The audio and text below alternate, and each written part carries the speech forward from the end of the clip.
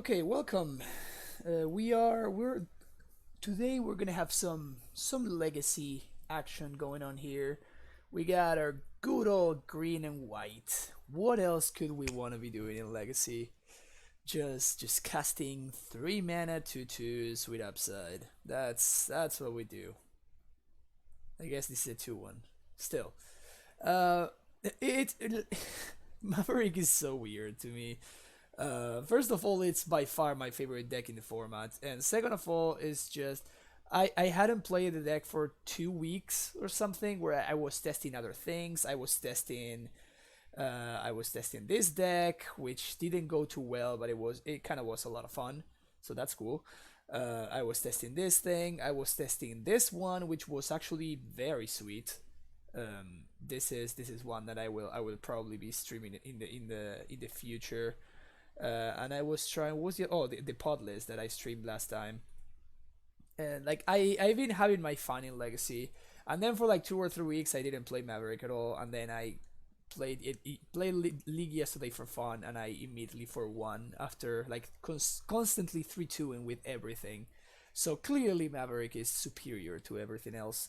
But yeah, I mean I tried some changes and I didn't like them, and I'm back to the this list is just so strong. This list is deceptively strong. I think that it has everything covered except for like sweepers, aka like Empty the Warrens or Young Paramancer tokens. Those are the only two things that can kind of get you. And even still, I've beaten that consistently anyway. So I mean, no. If they tokens you for like 8, you can beat that. If they token you for 12, you really can't. But yeah, that's one of the reasons why I have experimented living in GT against Storm, which is weird. But yeah. So we're going to be playing a league with this. We have the background is on theme today, which is important. And yep, we're just gonna fire up a league and just cast some hate bears. Just cast some hate bears. That's the list.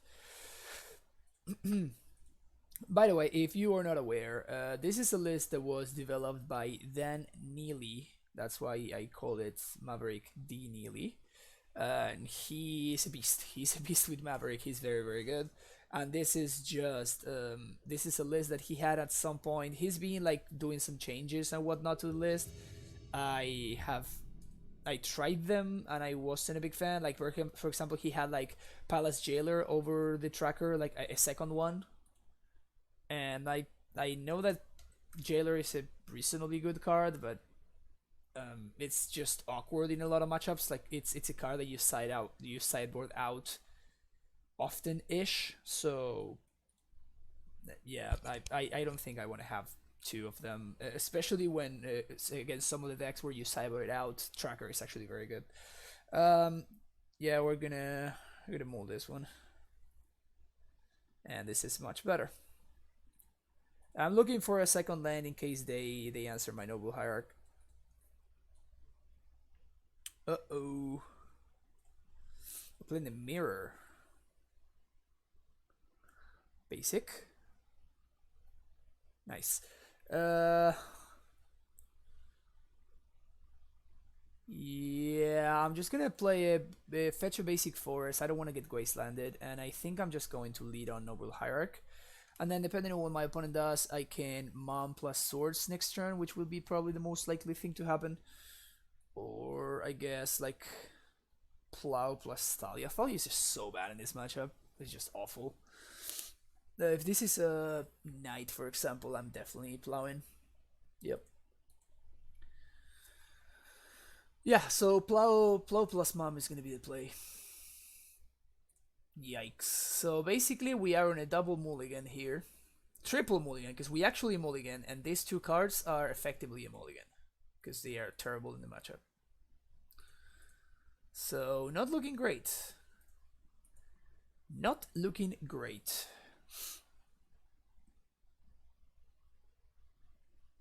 At least mom is very good. Yeah, they okay, so they have their own mom too. They have the Thalia, sure. Alright, if we find the wasteland, we had a shot. We don't, and we draw. We draw one of the absolute worst possible draws that we could have found. That sucks. We're getting wrecked here. We're getting super wrecked.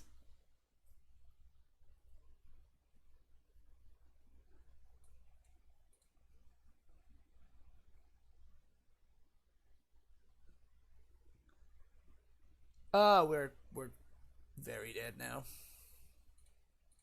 We got exactly one turn to find. Oof,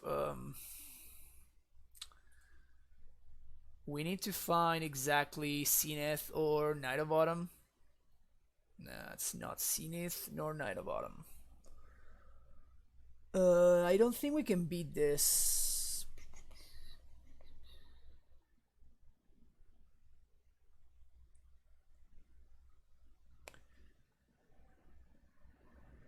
Okay, so I'm just going to put like a lot of bodies in play.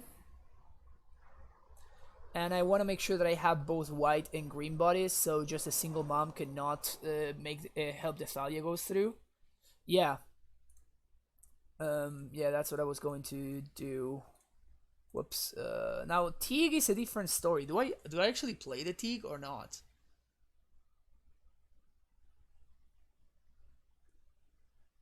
Hmm.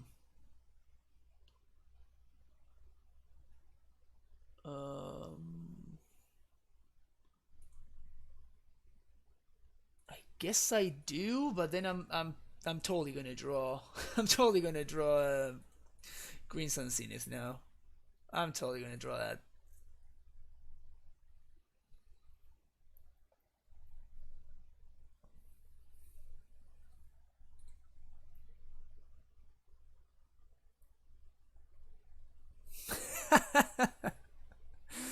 Oh, this game is a mess. This game is a complete mess. Something. Ooh, that qualifies. Well, that's it? No, it doesn't. So first of all, it cost me 5 to play. First of all, it costs me 5 to play. And I don't really want to expose it to Night of Autumn. So I can't punch through, so I think I just do nothing here. Basically, first person to draw Scriv Ranger is going to win.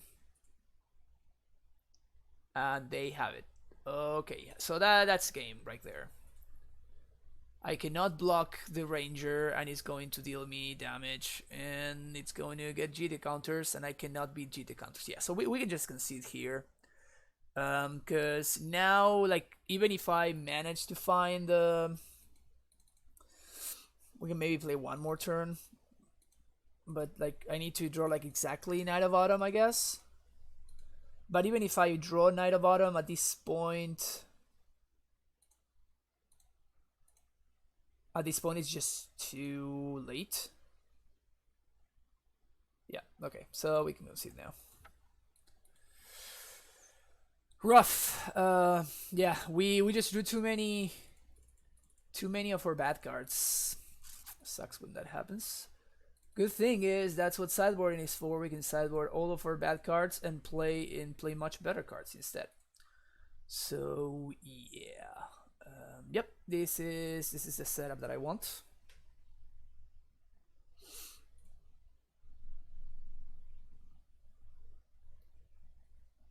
That was kind of unfortunate. Our hand was amazing against Storm, though. If we had been playing against Storm, we would have had a very, very good hand. Too bad it was the mirror. When do we get to see you jam Amulet and Legacy? I mean, you can donate if you want to see it, but I'm not gonna waste tickets for no reason. If you want to donate the tickets to see it live, you can see it, but that's basically the only way. This hand looks reasonable enough.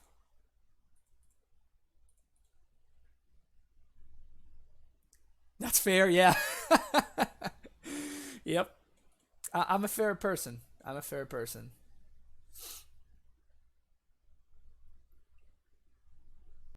Mull to 6.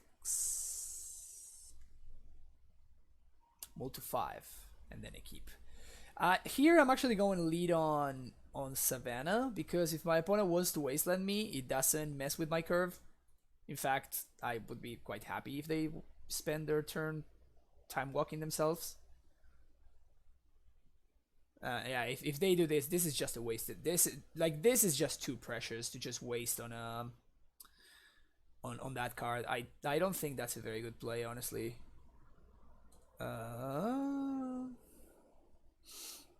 Gonna get another Savannah, and we're gonna play a Stoneforge, fetching GT.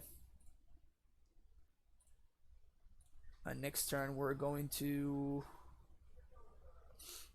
probably a waste plus play another Stoneforge. I mean, I guess it depends on what they do.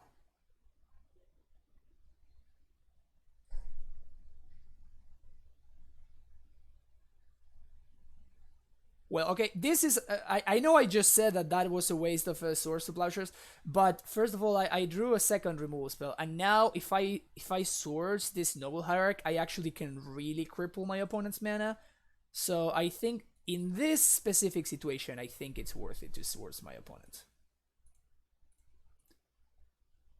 But my opponent being behind, wasting a Swords to Plowshares on a Noble Hierarch, that was definitely wrong.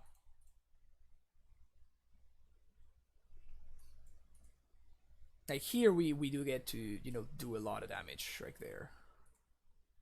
Do a lot of damage in terms of like messing with my opponent's curve or whatever. Oh, they're playing black. This is super important for us to know. This is super important for us to know, actually. The fact that they are playing black is super relevant. Okay, so now we need to watch out for Zealous Persecution and stuff like that.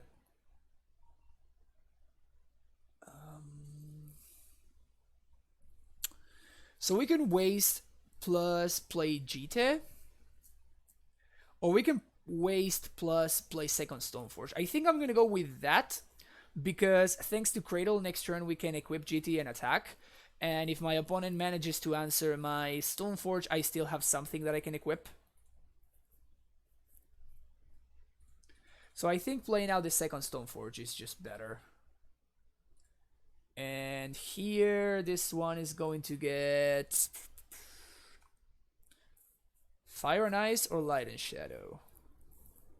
It's probably going to be Fire and Ice. And swing for 1. Cradle is so good in this deck. Cradle is very, very good in this deck. That's a mom. And if my opponent doesn't play that, okay, so this should be game. Unless they're playing Dismember exactly, this should be game right here.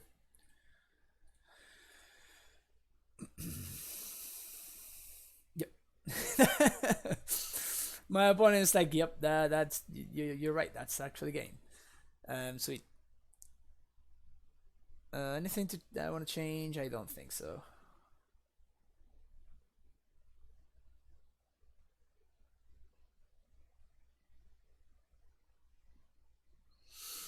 All right. Game 3 of the mirror match. Well, it's actually a pseudo mirror match. I need to remember that my opponent is actually playing black, because Zealous Persecution is a really, really good card in the mirror match. So that is something extremely relevant. Why are you here? Why? So this would be a snap keep if this card wasn't in my hand. As is, I probably have to mulligan. I have no interaction for a turn 1 mom. Yeah, I think I'm gonna have to mulligan here. This is much better. Ooh.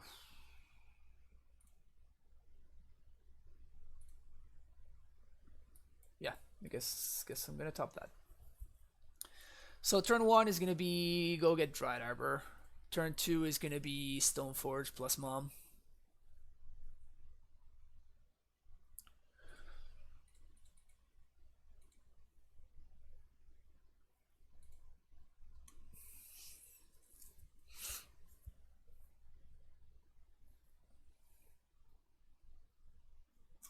Turn 2 Knight is also an alternative. I think that Stoneforge plus Mom is going to be better.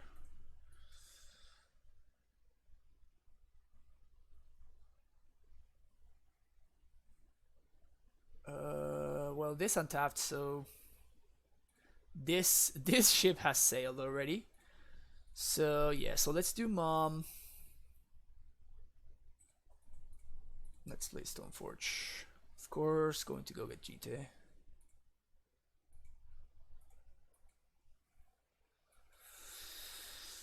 Pass the turn here.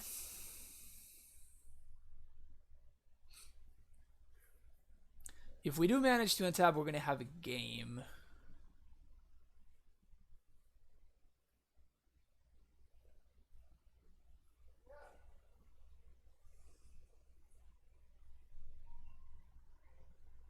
It is gonna be Jailer. Jailer would be brutal here. Sword of Light and Shadow. Oh, and it's also kind of brutal.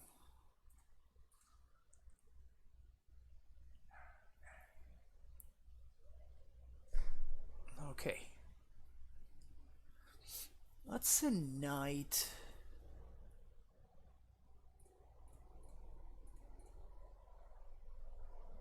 Okay, so next turn we can start accruing value. And my opponent doesn't have a swords, which is kind of big.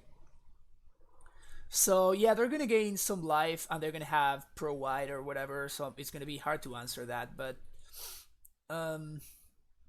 it's kind of weird that, you know, if you equip this with the Mom, then the Mom cannot give it protection from green, so then then I'm gonna be able to block just fine. So it's funny how that sword actually ends up working out. It's pretty funny.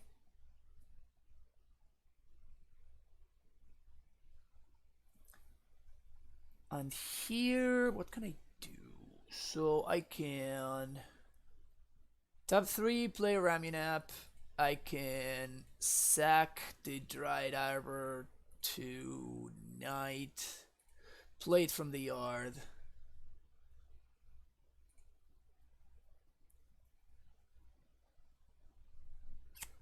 So 1, 2, 3. Lay Excavator. Sack Savannah for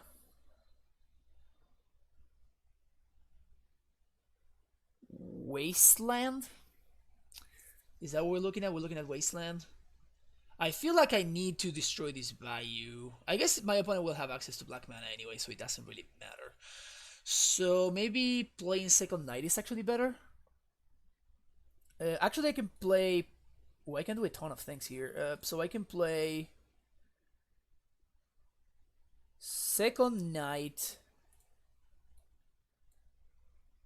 I can sack.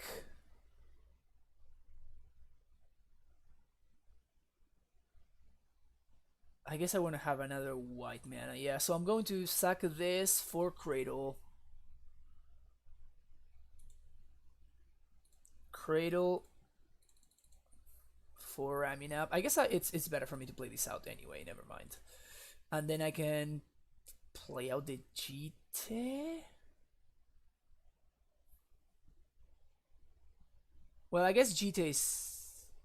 Yeah, I guess it's worse to leave exposed. So never mind. We're not going to GT there.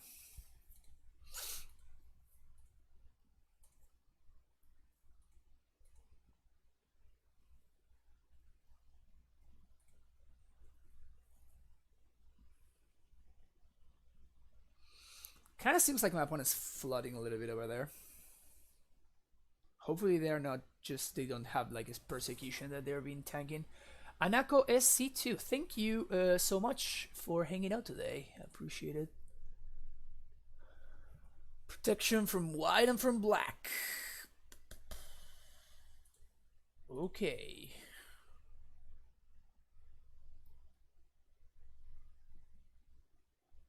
So that's 7, 8 damage. I will take it like a champ.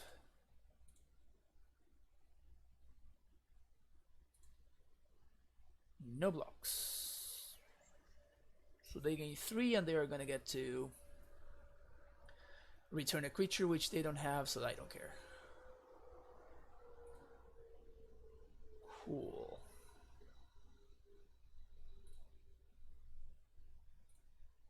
And tap.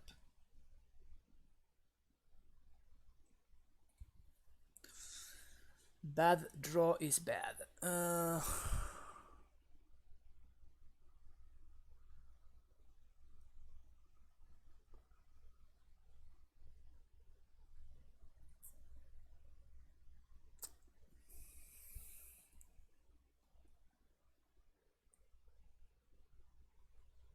So if my opponent has Screeve Ranger, I'm in a really, really bad spot. What can I do? So I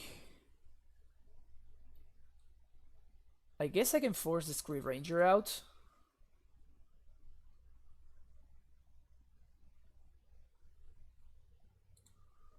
So we can do this.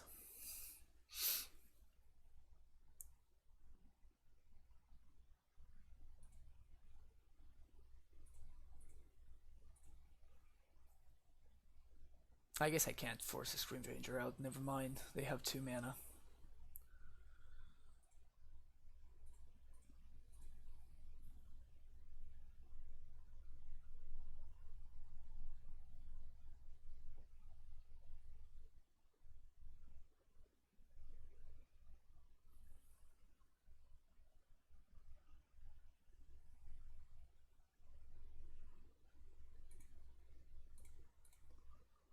No, I can't.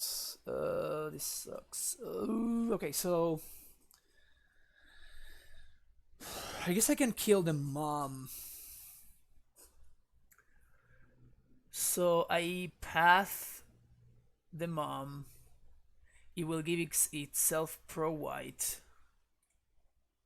I think this is the play, right?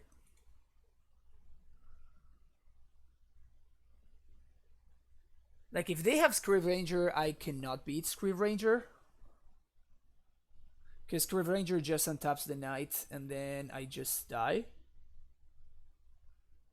So, Screeve Ranger is not beatable for us, unfortunately.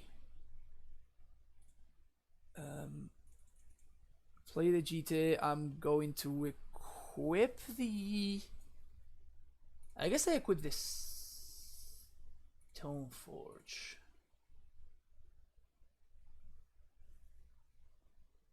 Yeah, because I can give it pro green, I guess. Okay, attack. Oh, no Screeve Ranger? Oh, sweet. So I guess we win. Sweet. Awesome. Alright, kill that. And I guess we can upkeep, kill the Noble Hierarch. We can wait for that one.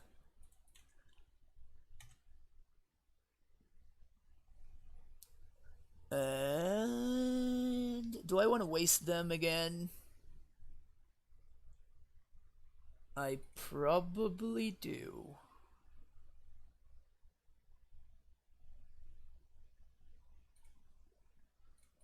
Yeah, I think I do. The thing is, this is like a disposable blocker, so I guess I wait. No, I don't.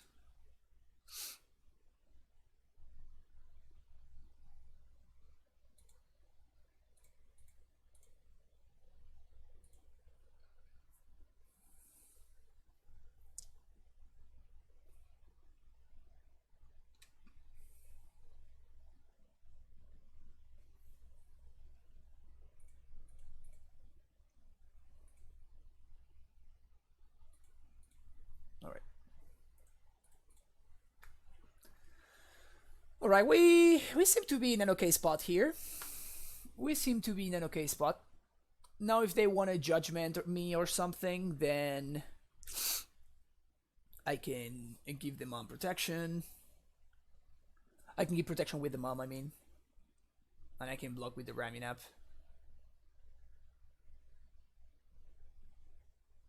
And my knights are big gals.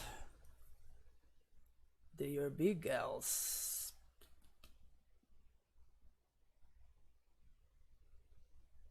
It's kind of awkward that I'm out of like forests slash plains, so I cannot keep growing them unless I play this for turn. So if my opponent wants to waste my cradle, they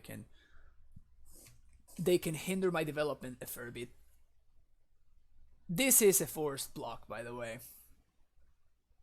Like I am forced to block here if my opponent attacks, because otherwise they just get their mom back, and we're in the same situation we were before.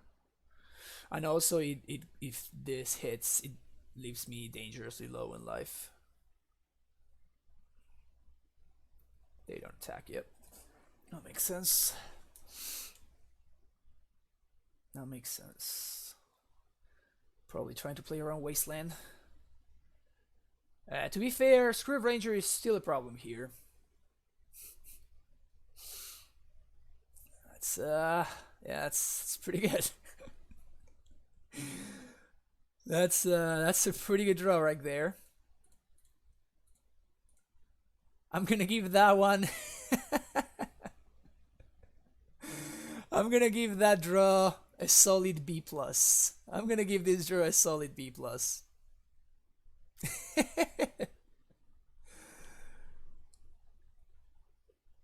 Sometimes I just suspect that Moto just like wants you to win or something.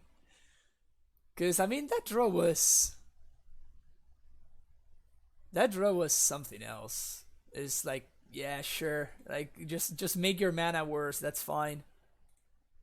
Like you get nothing now. Yeah, this is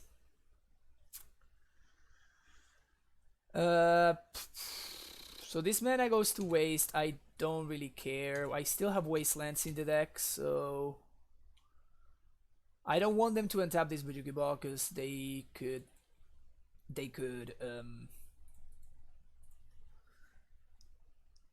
would actually do some damage with it with Celas Persecution. So we're gonna do Foothills, then we're gonna fetch. At this point, I'd rather like. Oops, I was gonna say I would rather use the forest, but I misclicked. It doesn't matter. Like at this point, I don't think we're going to lose.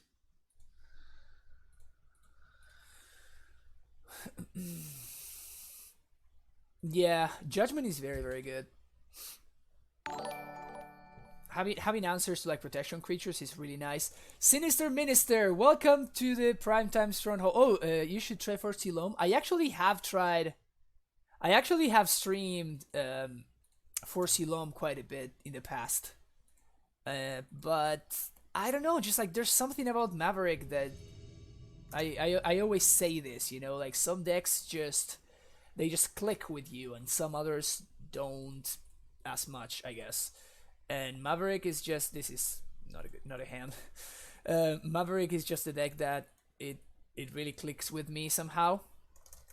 So yeah, this is Sinister Minister. This is I'm talking about like 3 months ago, maybe more. It's not like I streamed for Silom last week, but I did stream like a fair amount of it. In my YouTube channel, there's like probably like 3 or 4 videos of it, so it's a non-zero amount. This is a nice hand actually. I don't think we want Raminap. Cartesian is known for playing like Alurin, but I think he's been playing like Delver or stuff like that lately.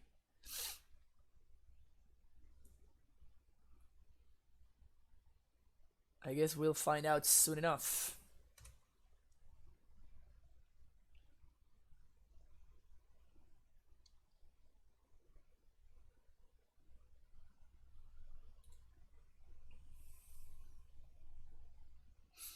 That's a basic island.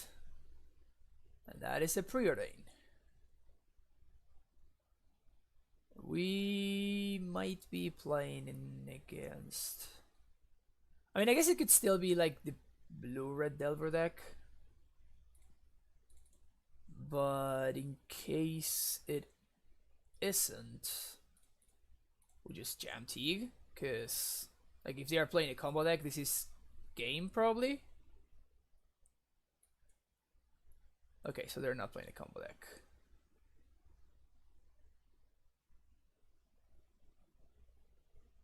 Yep. Okay, so we're going to Swords this guy. And then probably Mom first.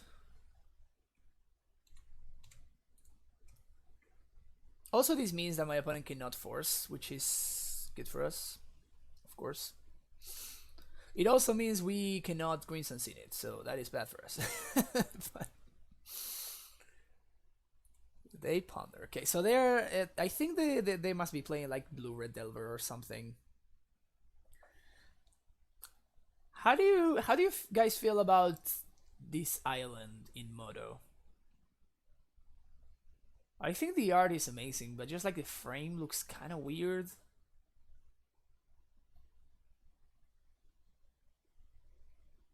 They chose to not shuffle. Womp womp. Yep. Okay, so it's definitely Blue Red Delver, otherwise they wouldn't be playing Chain Lightning. That's a Delverino.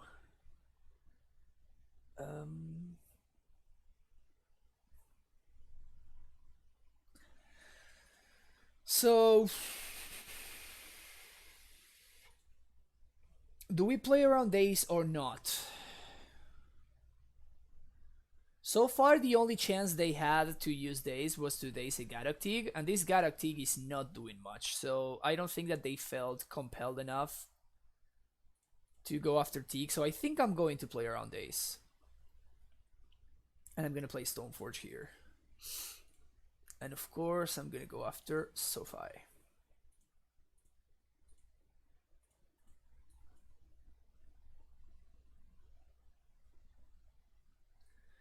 So they ponder, so this Delver is for sure flipping. What? Didn't they ponder? Okay, so if we draw a land, we're gonna be in a really good spot. Unless my opponent has like land plus bolt. But if we draw any land, preferably Gaia's Cradle. If we draw Cradle, we kind of just win. Okay, so they are living up.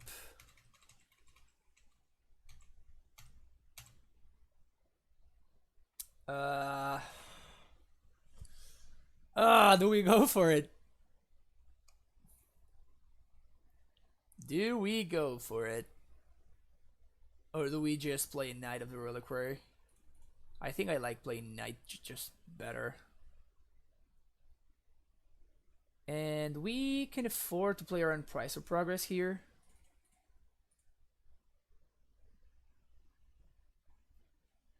They can daze me if they want. Don't really care. But this Tig might actually be doing work here. No,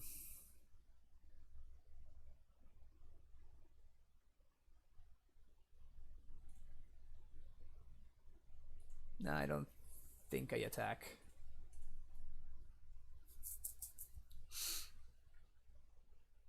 Alright, that's a Brainstorm. So they're gonna get a bunch of counters now.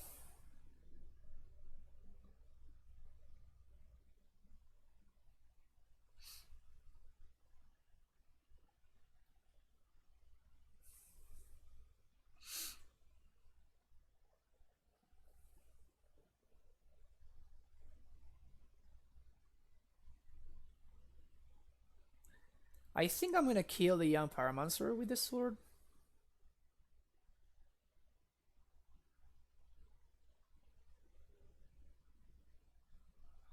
So I'm gonna go down to 14, then I'm gonna take one from the from the canopy. So many brainstorms.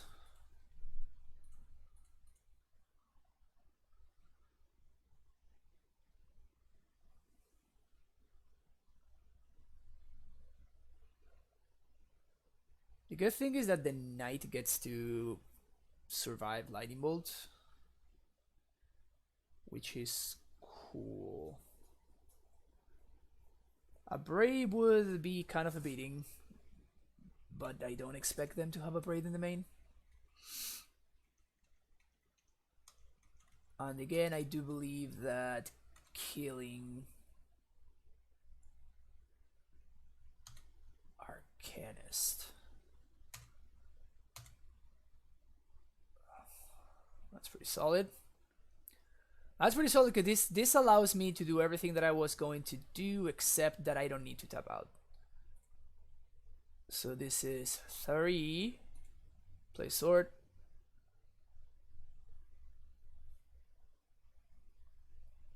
¿Cómo anda Self-Kid? ¿Todo bien? Here we equip.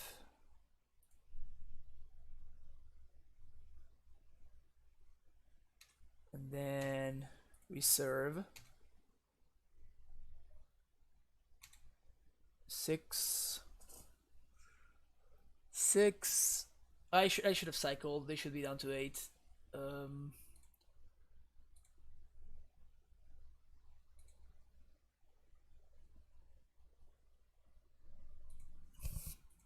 Awful draw there. It should still be lethal next turn. And I have 2 blockers. So I'm going to take 3 plus 3 from them flashbacking bolt plus 2. Actually, maybe I should have killed the Delver because it deals more damage and I can just block the young PC.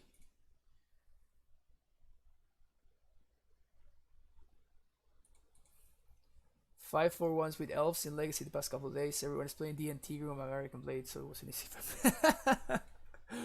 Yeah, that sounds about right, honestly. That sounds about right. The elves is probably Maverick's like absolute worst matchup, if I'm not mistaken. I think I've beaten elves like twice. Since I've been playing Maverick like a while ago, I think I've beaten elves like twice, and that's it. Jeez, my opponent's cantripping hard over there. 1 bottom, 1 top. Alright, that's scary. You're gonna bolt this Stoneforge.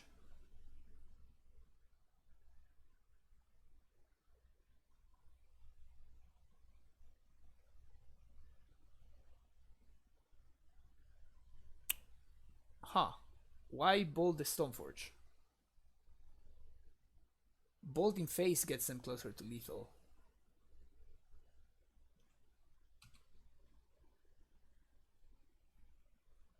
This is when it attacks, right? There is a sorcery card, yeah. Okay, so they're gonna flashback the bolt.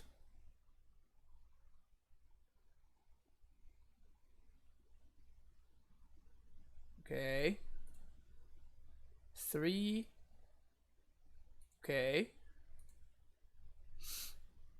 So now Teague blocks here.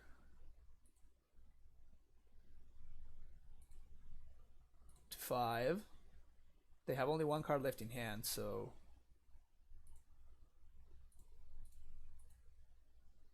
and now this is a lethal threat. Combo. Combo.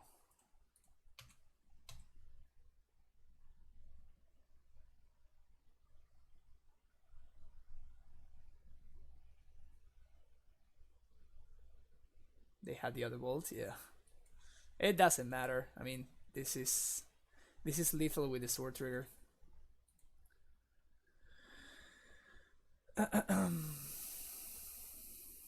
I guess that's why I'm called F-Kid. Yeah, I guess. Nice.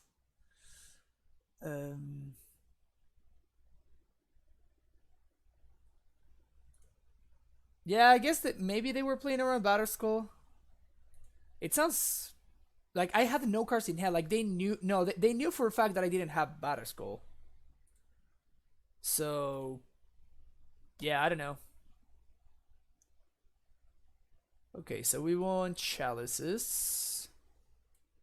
We want judgments, and usually in this matchup I bring a couple of chokes, but not the full three because they can be pretty bad. Jailer comes out. Zenith. Teague is terrible, even though maybe it was good that game. We will never know. Sword of Light and Shadow and Sylvan Library. Everything else is cool.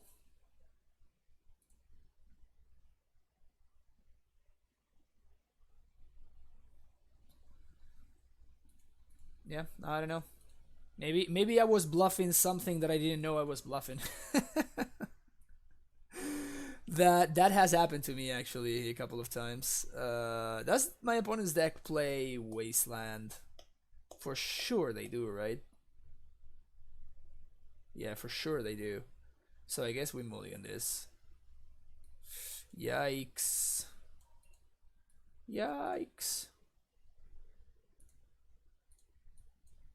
We really need to find the second land. If we find the second land, this hand is actually pretty good, but we really need to find. Okay, that's that's a painful one, but sure. That is a painful one.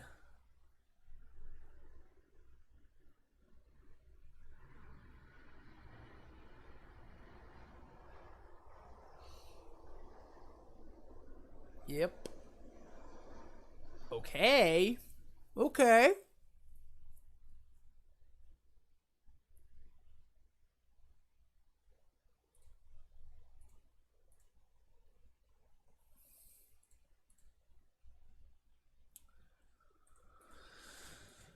So what do we do here? We can chalice. We can Zenith. We can Zenith plus plow.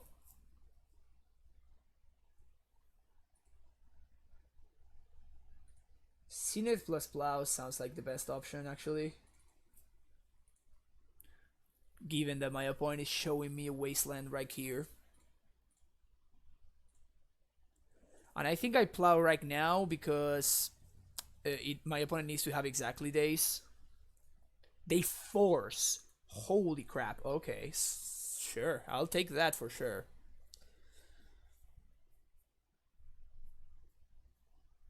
That's so aggressive.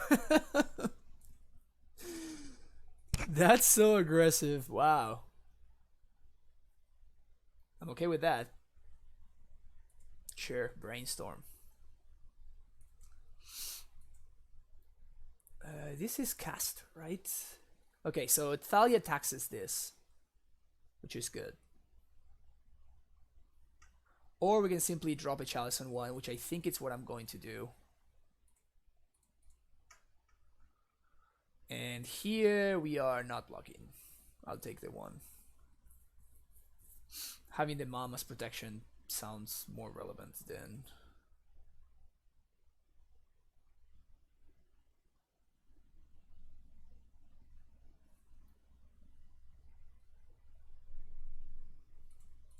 No blocks.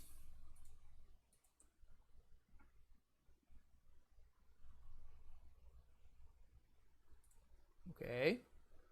Don't have a second one. Damn it. Or we can just draw... We can just draw a land here. Draw a land. That's a land proxy, I guess.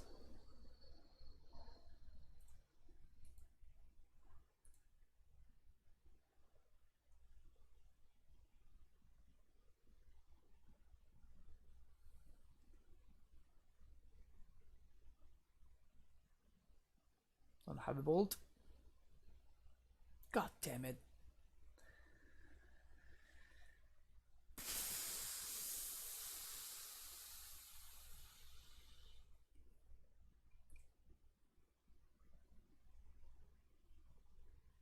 I think I'm gonna give this pro red because I guess that the mana is gonna be more relevant. Like if they want to answer the mom, I'm okay with that. If I were my opponent, I would chain lightning the Dry Diver though.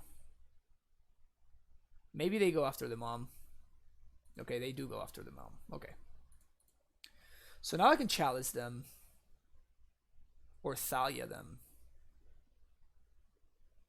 Or maybe not. Can I please?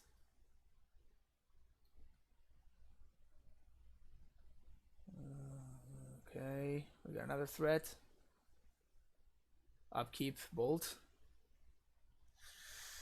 Yeah. Like what if I had a swords though?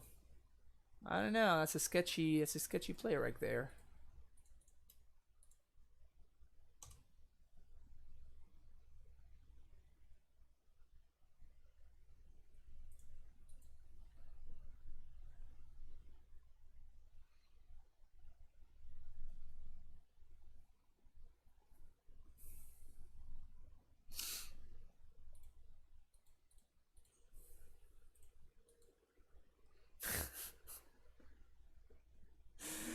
This game is turning out real awkward. This game is turning out really awkward. Well, equip my GT to my Dry Diver. This is so bad.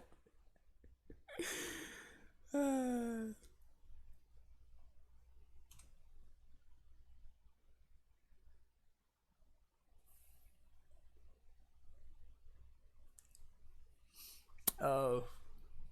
Well, yeah, this one's better than actually attacking.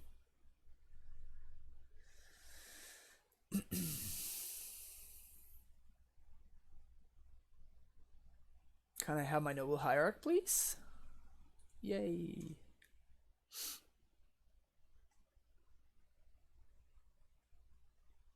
I guess they didn't saw the chalice coming, huh? Maybe we're gonna get abraded here. That would be really sad. That's a static. Whoa! Yeah, we're super dead. Wow, we're so dead.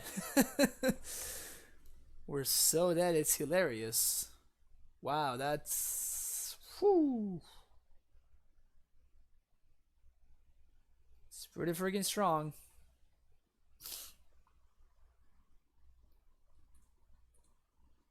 Yeah, we're done so's here. We are done so's. My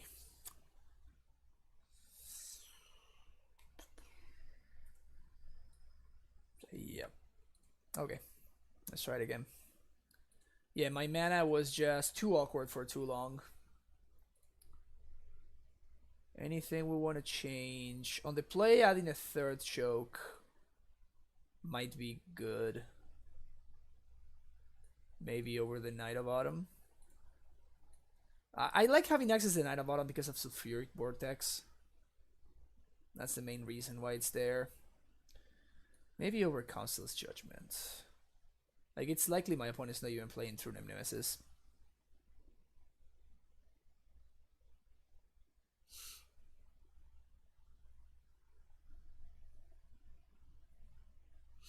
Okay, can we have a let's have a hand with basics now. Shall we? Let's see some fetch lands, some basic lands, you know. Good stuff. All that good stuff. All that good stuff. Ugh.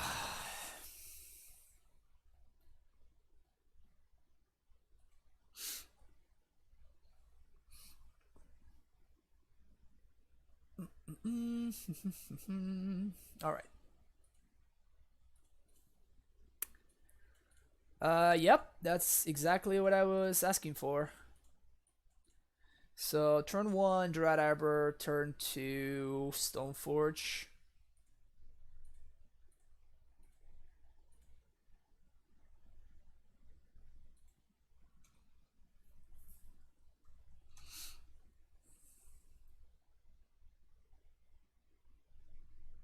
Firebolt this.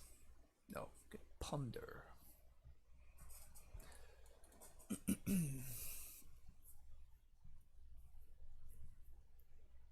All right. Okay. So we are. That's okay. Just let's stop drawing lands now. We're good with the lands. We're good. We got the land part of it covered. No Forcerino.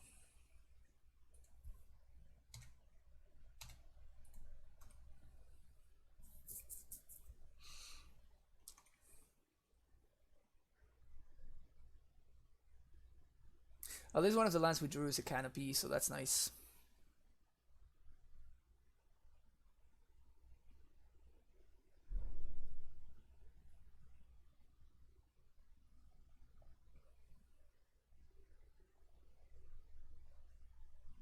Silver, and that is a lightning bolt. Okay. Oh. Let's yeah, let's I'm done with the whole lands thingy, okay? So let's we're good with that. We got that covered.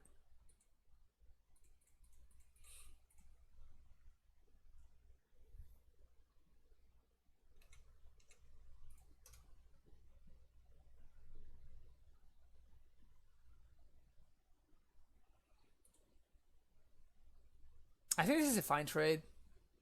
I know it's my only body to wear a sword, but if I manage to like trade with this Delver, then I can use this plow to like tag something else, like a young PC or whatever.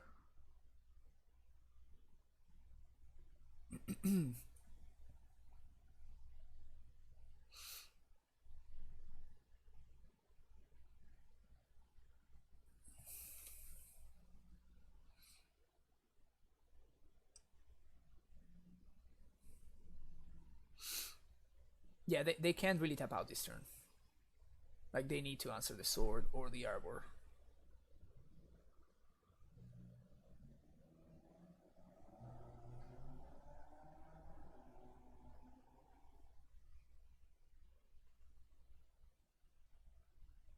Yeah, this is a tight turn right here.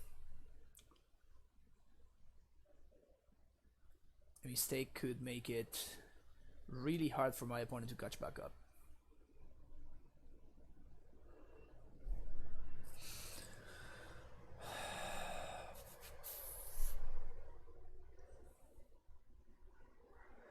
So I can basically force a lightning bolt on this.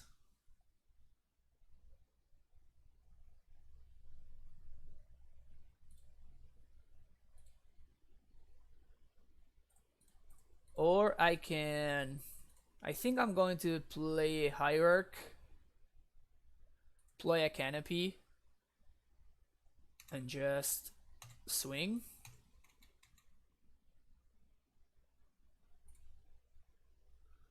Because my opponent showed me Staticaster. And I think I want to save the swords for the Staticaster. There it is. Called it.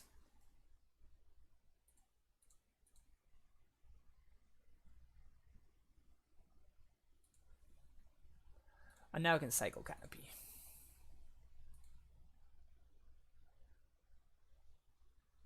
This Delver's still not flipping.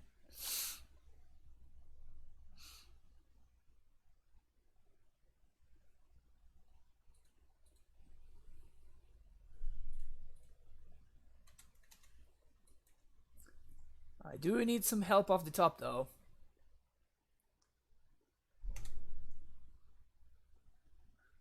Ugh. Ugh.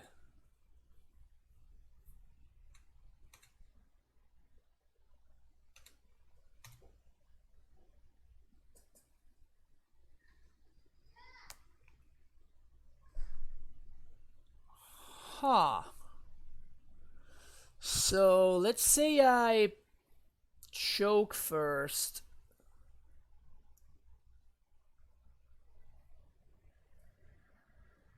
So I can either choke or I can deny my opponent value from this guy. So let's say worst case scenario this flips.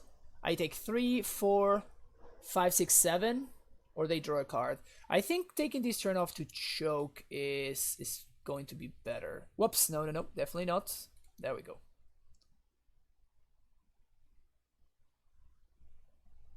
They might have Spell Pierce, but I really doubt it in this matchup. But double Stone Raining them here, it's going to be very strong, and it's going to actually deny the value of Arcanist quite a bit.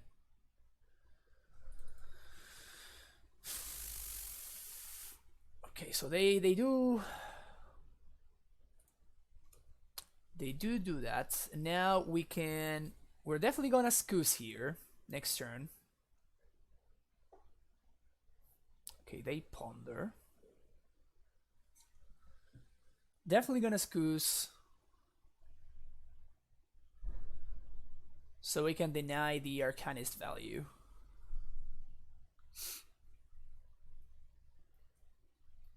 I'm gonna have 3 green mana. Here we're going down to 12. Then we're gonna play Scoose, and then we're gonna hold up the mana so we can protect it from Lightning Bolt and stuff. And then on the following turn we're gonna equip it with the sword. And then go nuts.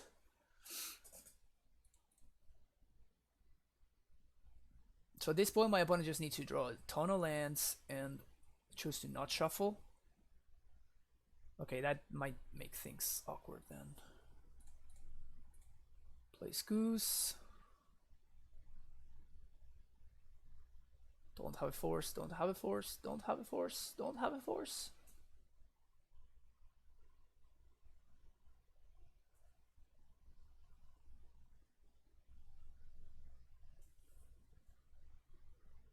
They're gonna brainstorm into a force. Don't have a force, don't have a force, don't have a force. Don't draw it. I don't want to see. I don't want to see. Yes. Sick. Okay, so these guys are gonna flip. I can gain a little bit of life. There's no need for me to make the first move, which is nice. How's it going, Scott? Yeah, we're playing some Legacy today. Good old trusty Maverick. We're having some fun with it. We might be able to get there. This targets, right? You may cast target it. Yeah, okay, so that's nice. So I only need to like answer one thing. If they waste me here, I just eat something in response, so that's no big deal. I think we are going to get there. I think we're going to get there. Now the Arcanist cannot even attack.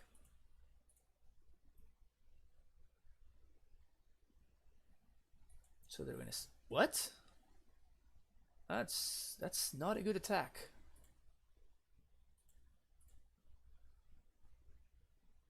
Yep, it's not a good attack. Take my free block right there. Thank you very much. And now I can gain a life by eating the Arcanist. And now this Sophie is going to answer Delvers one at a time.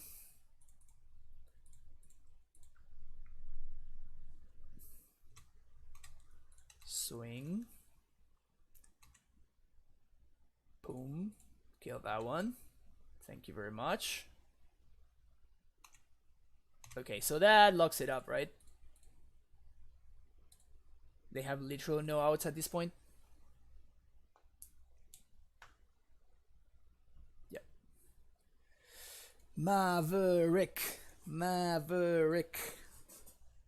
This deck just works. It's so crazy to me. It looks like a pile of green and white, just random dudes, and and it just works. It just does stuff, and it does it very well. Yeah, this is a turn one noble, turn two knight, playing fair, playing fair. We're playing against Death and Taxes. Anako SC2, thank you for that Twitch Prime sub. Welcome to the Primetime Stronghold, even though we're not casting any Primetimes today. But this is still the Stronghold. Sultai Nikfit, is that the list that did is it the list that I showed the other day, Scott? Is it this list? Because this list is super sick. Whoops, this one. This list is super sweet. It's basically like straight green black, but it's splashing for Leo because Leo is amazing.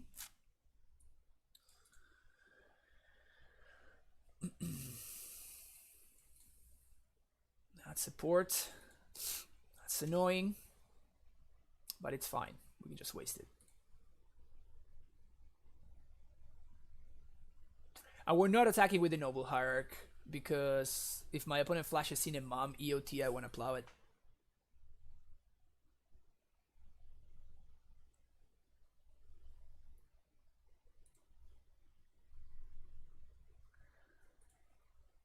Oops, that was a mistake. I guess it's fine.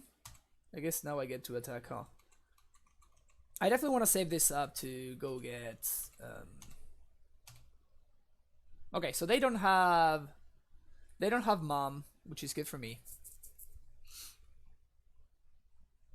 I guess my opponent using their mana on porting is not particularly bad for me, really. I guess they can still develop thanks to Vile, of course, but... Oh, no, this is fine.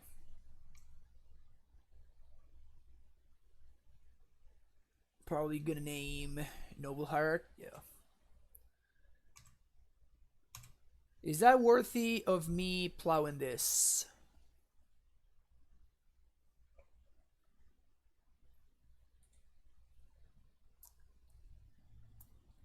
Is that worthy of me plowing this? Probably is not.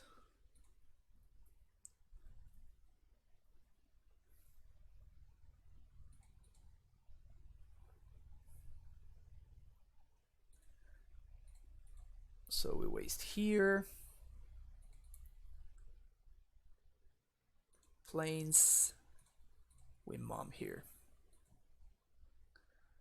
And then we serve here. Aww. Definitely attacking because we can't block, so.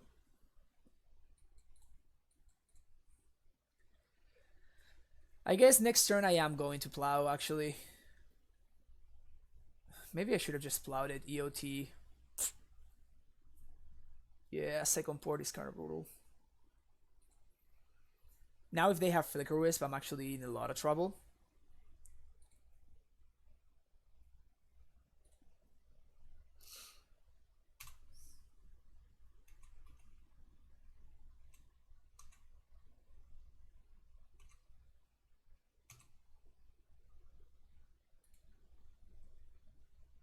Recruiter.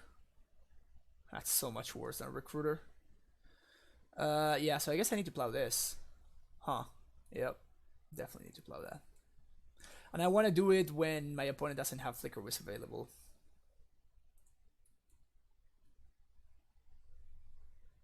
That second Rishon port was... Ah! Stop it! Stop it, opponent! Stop!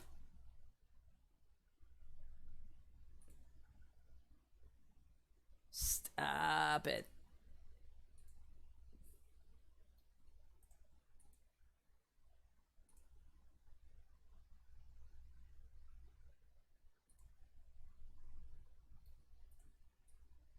Yeah, it's not looking good here. Definitely feels like we're gonna get got.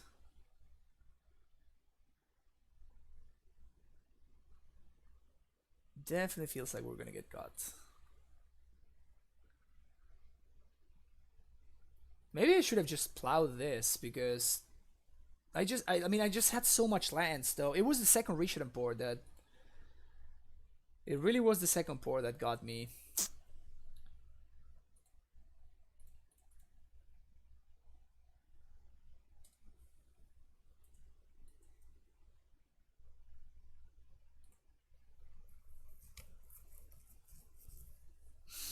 I mean, as long as they don't have like wisps and stuff, we might be okay. If they find like a recruiter of the guard, then we're gonna be in a lot of trouble.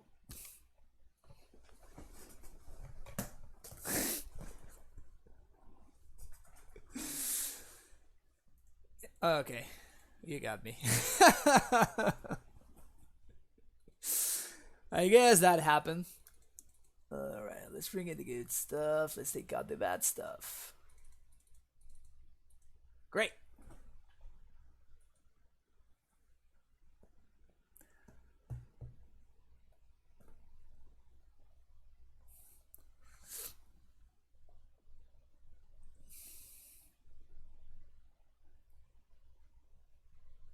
That was just sad. That was just really sad.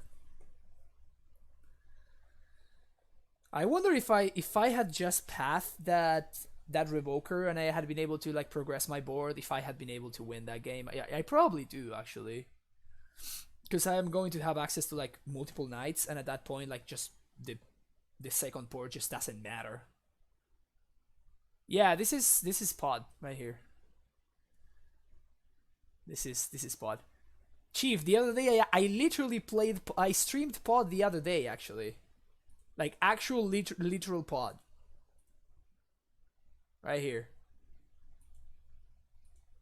This. Actual literal birding pod was streamed in this channel. And you weren't here.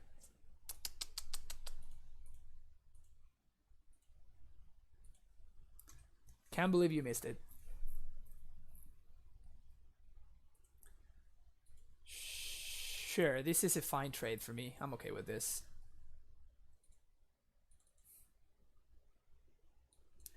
Go get a basic plains. Play. This is the 60th card in my deck.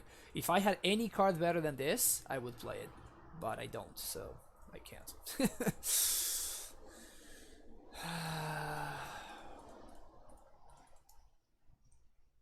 Maybe it does something though. As a classic, like being on the draw Wasteland U is just like that. This just doesn't work. You think that it would be doing something, but it just is not.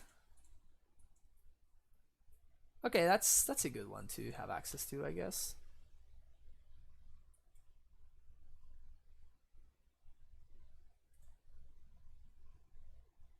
Yep. Nice. So now they waste there because they think that their vial is safe, but their vial is not safe. Who's the LDA now, huh? Who's the LD now? Second one? There's more where that came from, my friend.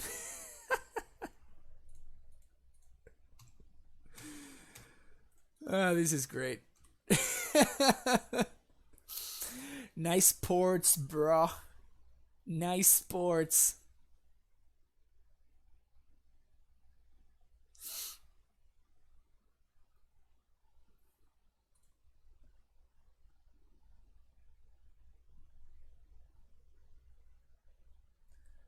That's a Stoneforge Mystic.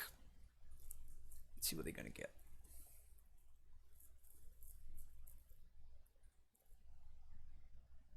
Poorly Skull. GT. Okay.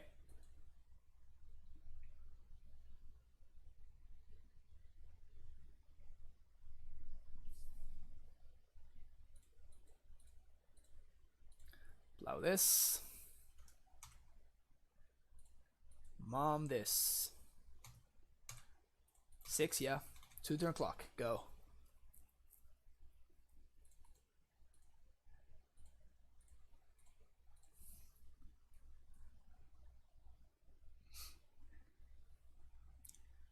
Ah, Caracas.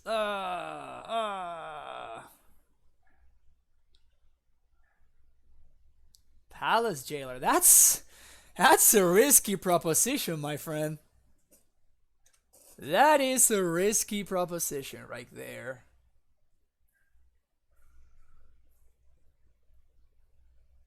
That is a risky proposition. Okay, so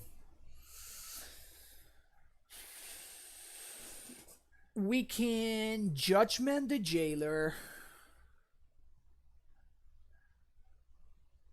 I think I prefer trading actually and holding the judgment in hand. Like they cannot answer all three of my dudes. So one of them is gonna go through, which means I'm gonna first of all I'm gonna trade with this. Second of all, I'm gonna get my mom back.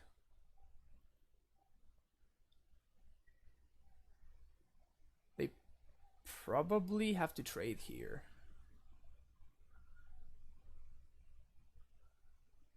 Otherwise they go down to 1.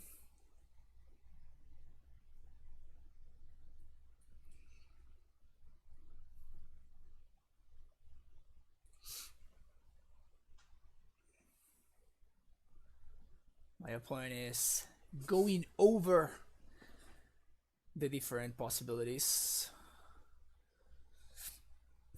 I think that if my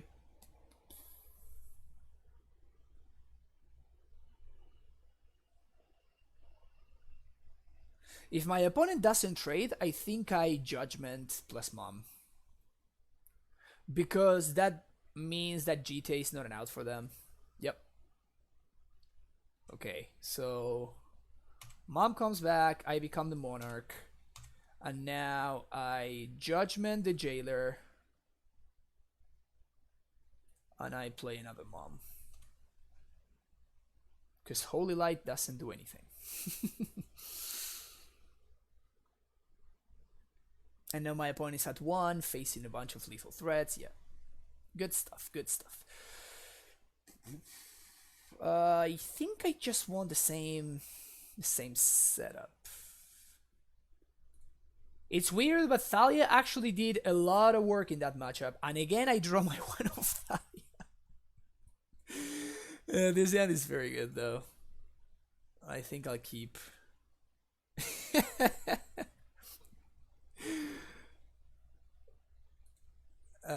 Why would you ever want 4 Thalias when you just have 1 and you draw it on all your matchups where you don't want to draw it, right?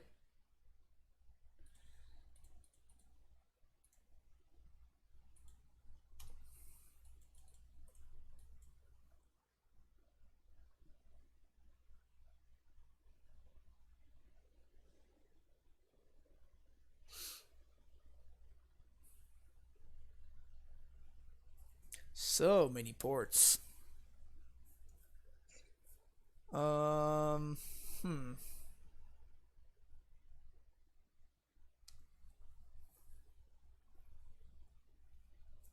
I think I'm gonna Thalia here. No, I think I'm going to attack. Because I need to plow a mom if it comes down to EOT. Okay, no mom.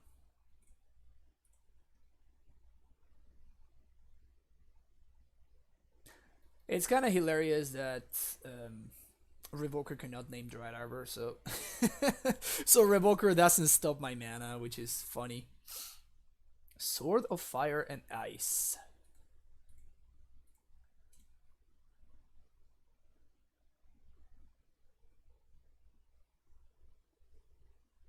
I don't think I can afford to Jailer. I think I have to lead on Council's Judgment. Because it doesn't target. So it forces the Vial activation right now. Stoneforge. They get GT. I think I'm going after the Vial actually. And then I plow. Stoneforge. They didn't go for the Vata Skull, so it's kind of possible that they have the skull in hand. And now if they are developing their mana, they are not developing, they're not stopping my mana. So I think that this is fine. They play out the GT. You got it.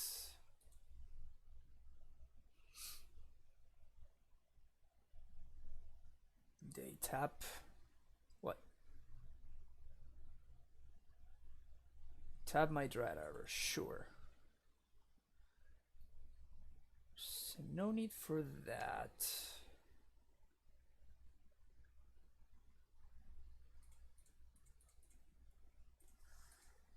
With this hand, playing out the Thalia is just horrendous, especially in the face of Caracas, but like this means that my opponent needs to like hold up 1 mana for Thalia and then like 2 more mana to tap me, and then they cannot really like develop their own board.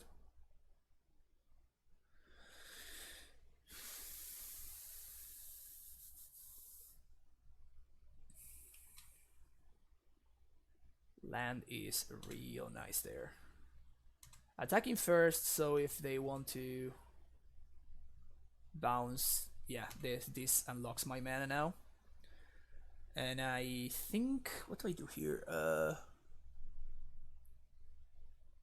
I think I'm interested in stopping this Vial again.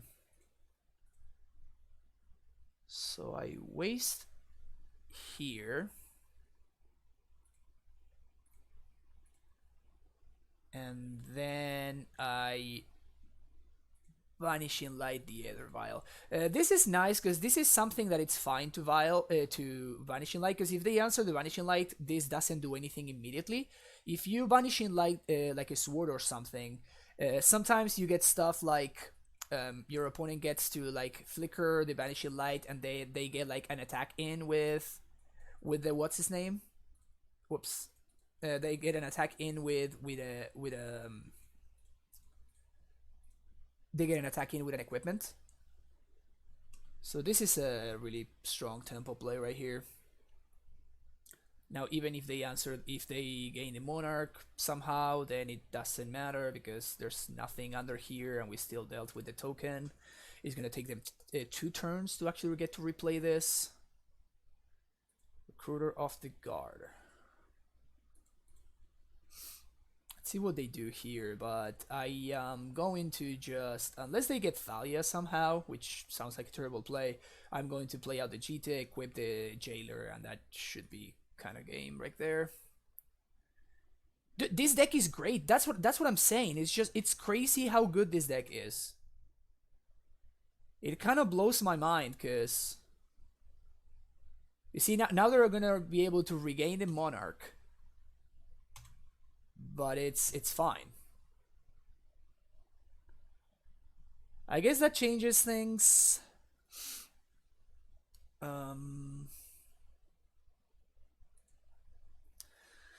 I guess that changes things. So I'm going to plow the Recruiter because I don't want them to get GT counters. Plow Hierarch Thalia.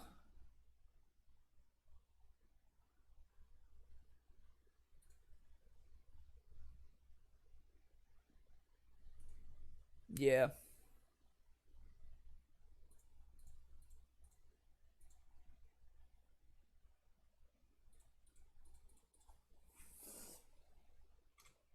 And I have to do this main phase, unfortunately, because otherwise the Thalia is gonna make the Plow impossible to cast, so... It's not so much that I care about this 3 damage, it's that I care about my opponent not being able to get GT counters on their GT next turn. Okay, so here comes the Palace Jailer.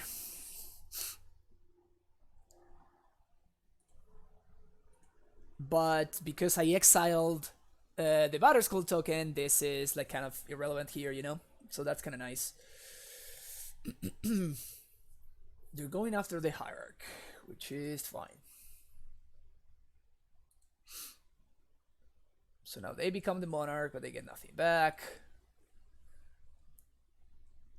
And now I plow the Jailer, and they're not gonna be able to like answer all of my threats. So something is gonna get through, and I'm gonna become the Monarch again. So I'm gonna get back my Hierarch, and I'm gonna be able to play out my mom. So we were on the draw, but we still navigated this game in such a way that put us in a good spot.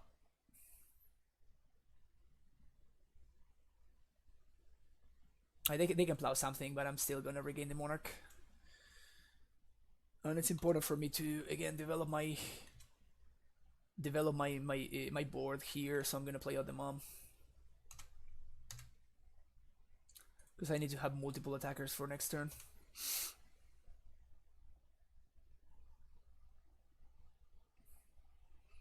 This deck is just so sweet.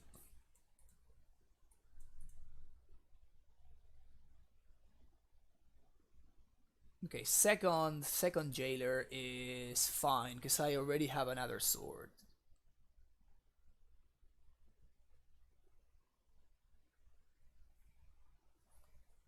I guess this time around they could. No, they only have one card, so they can't. We are fine. Equip GT.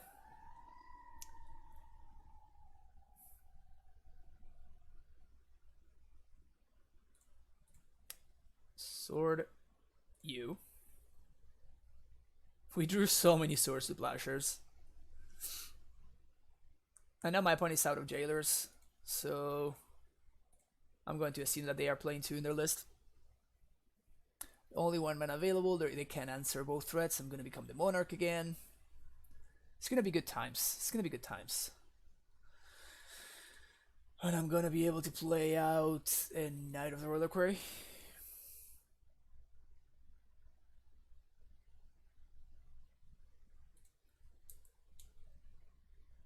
The Monarchy is such a snowbally mechanic. I wonder if it's like one of the most snowbally mechanics ever, honestly. Because if you like, I guess sometimes it doesn't work out, but like whoever's winning, they are really winning. Yeah, you got my path. You got my Dreadiver. Go get a basic planes, sure.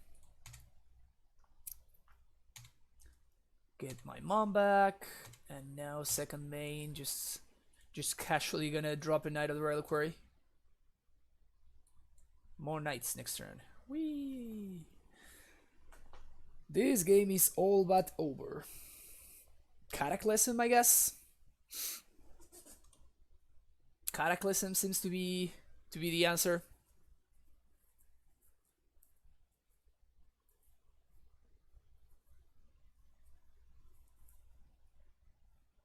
Are they gonna suit up the Revoker? That's hilarious. Okay, so this is naming Mother of Runes, which means that I can. Yeah, so this is gonna be a good turn. Now check this out. So we're gonna play out the Hierarch. I guess we're gonna sack this.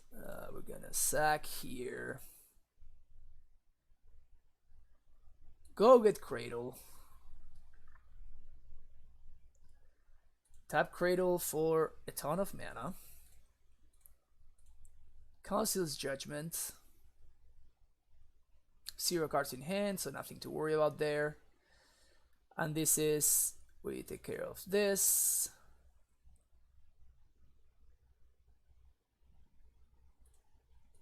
We're gonna GT. We're gonna equip the GT over here. Look at that mana. Look at that mana situation right there. Wasn't that a good turn? Oh, you do this at 2-1? Well, it's not anymore. I could play out the Thalia, but they just bounce it with Caracas, so there's not much of a point in doing that. Can you beat this, opponent? Can you beat this? No, you can't.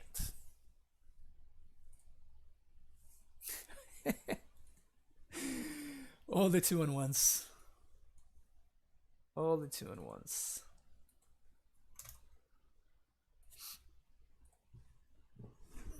Close the door. Alright. Man, this deck is so much fun. This deck is so much fun. Every time I play this deck, it's a blast.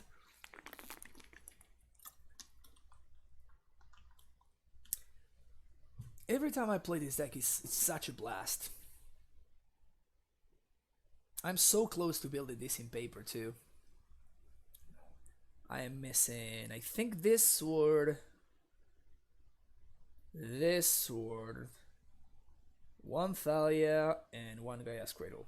This this one is the big one. This is the big one. I just really wish there were more legacy events, honestly.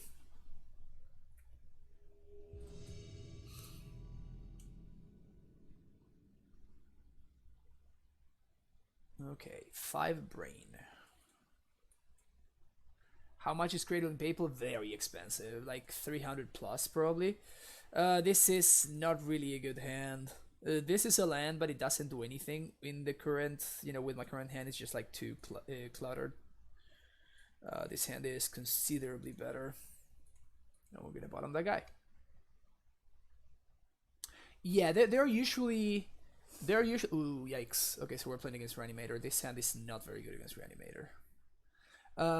Usually at GPs, it's a little bit cheaper. Like when I was at GP LA, like 3 months ago, maybe? I can't remember when it was. And I saw that some places had it for like. Some places had it for like. I want to say. We're gonna get insanitied. So some places had it for like 240 to something like that. Oh, they just sub everything. You got a Japanese one for 240? Wow, that's a great deal.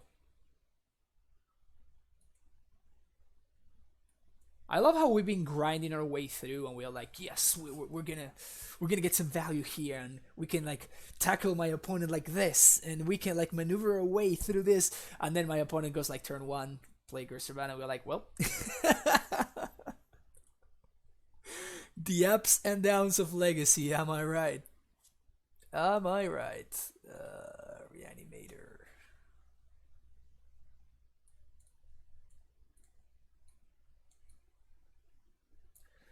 Take out Teague, 2 Stone Forges, 1 Excavator, 1 Wasteland, 1 Tracker, 1 GT, and 1 Sophie.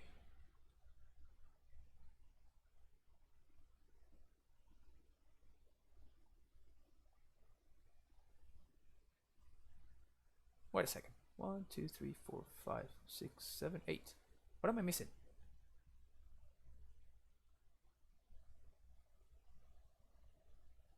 Teague? Oh, Tracker didn't come out. Tracker is like, yo, coach, put me in, coach. Come on. I don't want to go out. Yeah. I'm like, well, I guess, yeah.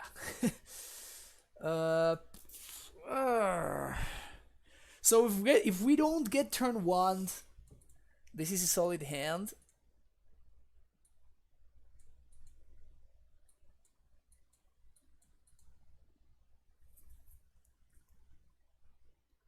Like if my opponent has a turn 2 Griselbrand, then we might be in a good. This is a really solid hand against that. I think I'm gonna be greedy because I'm on the play.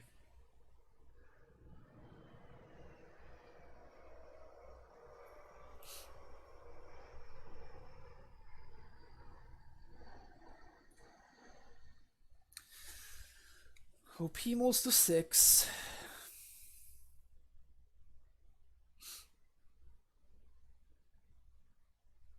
Okay. Now, what do we lead on? I think I'm going to lead on Green Sun Zenith for Dryad Arbor. This allows me to next turn be able to double spell or like Thalia plus Waste. Or Knight of the Reliquary. Knight is very important in the matchup because it it can go and get Caracas. There we go. All right. Do you have a turn 1 kill, opponents? Turn 1 Griselbrand, I guess. Crypt Breaker.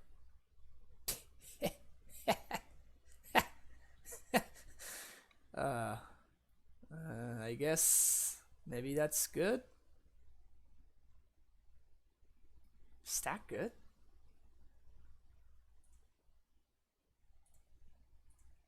It doesn't seem particularly good.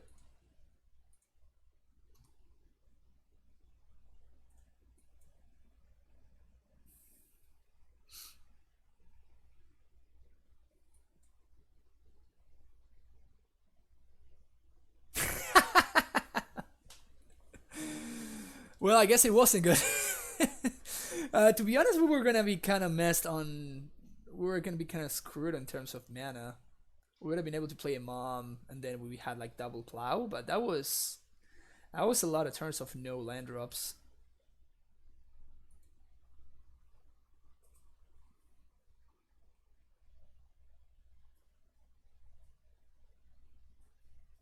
That was cute. Turn one Crypt Breaker, turn two concede. I remember people using Crypt Breaker back in the day. This is like a year or maybe 2 years ago.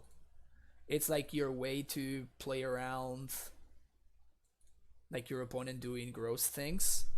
I mean, this hand is great. I just need to not get turn one. We have Tormods, we have Chalice, we can Zenith for Arbor on one, or Wasteland with whatever's best. We can also Chalice on Seer. Chalice on Seer is not that good against Reanimator. It's more of a plan against Storm.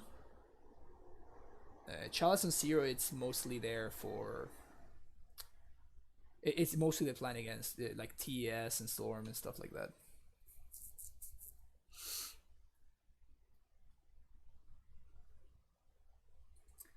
Faithless Looting. Alright. Good stuff. I wasteland my opponent here, right? We start here. Yeah, they kept 4.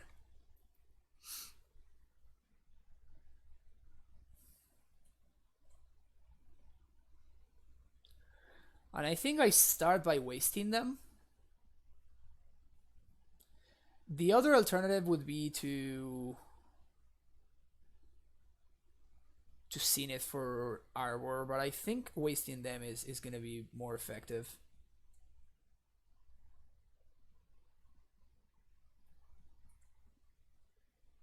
I guess it was. Well, that was what, like a 5-minute match? And now we're 4-0. Good times, good times. Do we literally? Yeah, it's all 2-1s. This is the Maverick life right here.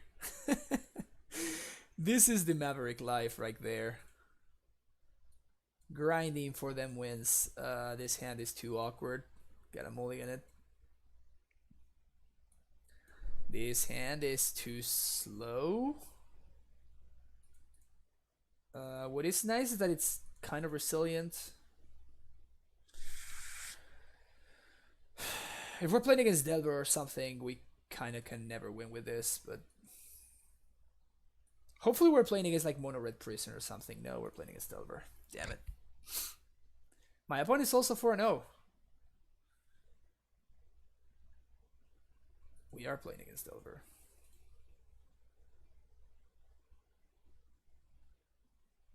Didn't I bottom you? I totally bottomed you. Okay, so here we have an actual real. We have an actually a real question here. Do we waste or not? Are we far behind enough that our out is basically. Are we far behind enough that our out is basically that my opponent somehow is mana screwed? I think we might be. I know this is a terrible play if my opponent has a second land, but the way that our hand works out, it's like we are just so far behind. Yeah. We just needed my opponent to somehow be like lacking lands. Okay, so now I was I don't think that we need to concede yet, but we might be pretty close. That's an interesting take from my opponent, like taking the card that can gain life because they want to raise me. Uh, so this one fetch land doesn't change the clock, but the second one does. So I'm going to play only one fetch land. Actually, I'm gonna fetch right now for a basic forest. I mean, I can play around. I can play around.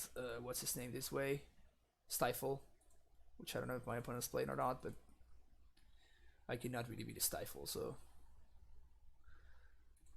put 2 cards on the bottom. Okay, I mean, at least they don't have a second land drop. So that is something. Wow! Come on! Come on, can we draw like any spell whatsoever? Any spell whatsoever will do it. Any spell whatsoever. We literally we we literally saw 2 spells, and every single other card in the top 10 cards was a land. So 2 spells, 8 lands. I mean, I'm gonna jam. I can't win. I can't really win. So if they have the ace, it's just like, yeah. I mean, I can't play around anything. Just can't afford to do it.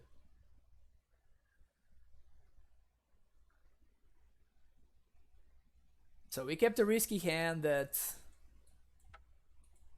didn't pan out.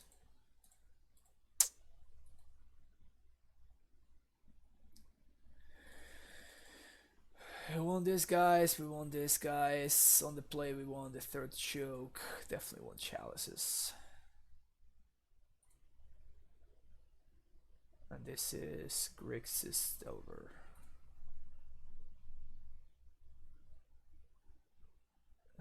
Two chalice, 2 judgment, 3 choke, 2 zenith, 1 jailer, 1 Teague, 1 Knight of Autumn, 1 tracker, and 1 of this.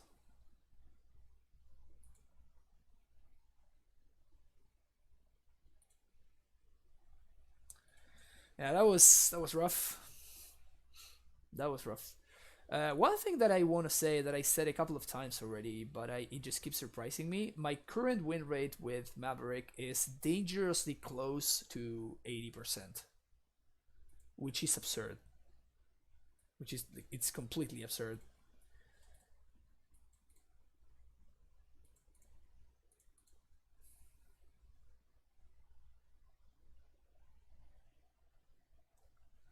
I guess we keep this.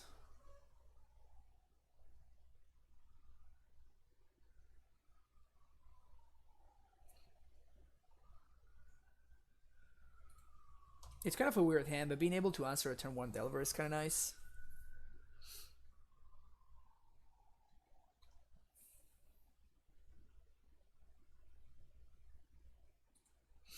And turn 2, I think we just waste plus swords. Are we gonna have like the same story as last game?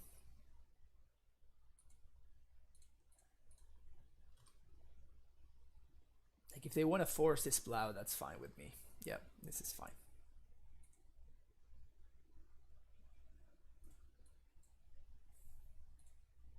Don't flip. Nice. Just get asked nicely, you know. That's a wasteland. Doesn't do anything. Get a basic forest. Play out my GT. Pass the turn.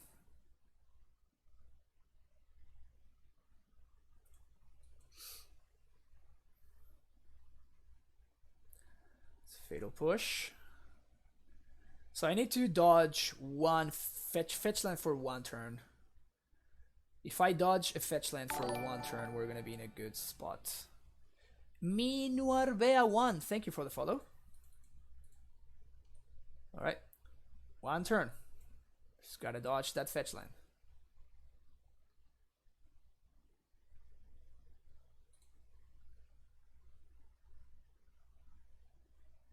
I waited. Called it. Called it. Yeah, we were in a very good spot there. On the draw, I like choke a little bit less. Maybe we can bring one Knight of Autumn back to help us stabilize. Sword of Light and Shadow, it's also a consideration. I'm not a big fan of this sword in this matchup. Awkwardly enough, the gain 3 life usually ends up being the more relevant one, because it's kind of a race.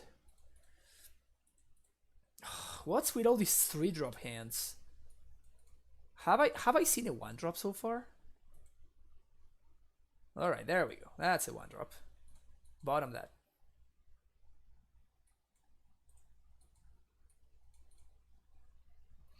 Maybe I should side out the Sylvan Library too. No turn 1 delivery is nice for me.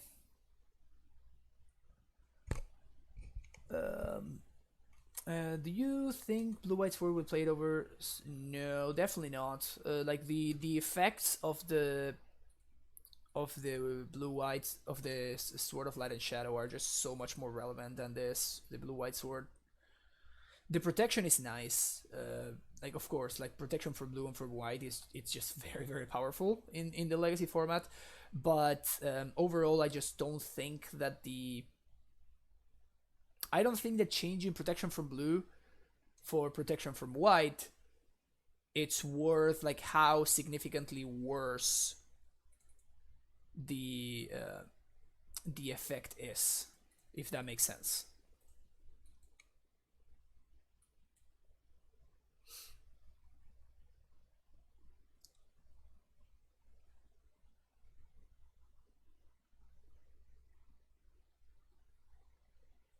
Dreadhorde Arcanist.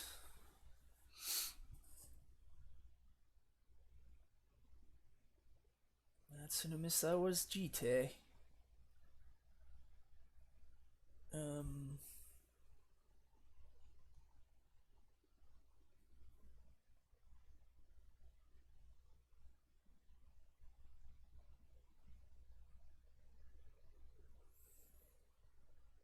This is a very interesting situation here, like, because if they have force, they will spend their mana right now. But if they have Pierce, then it's better for me to source right now.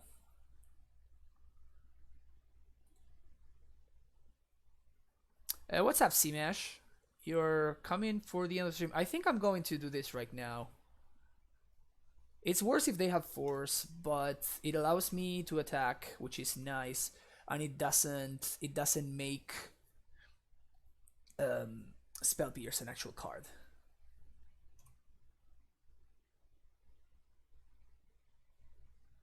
They have nothing. They just have nothing, huh?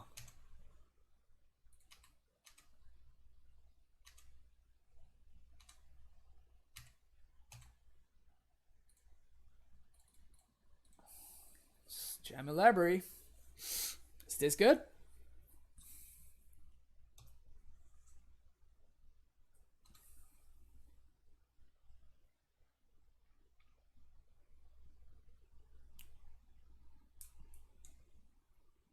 This is gonna be Pierce? No, Brainstorm.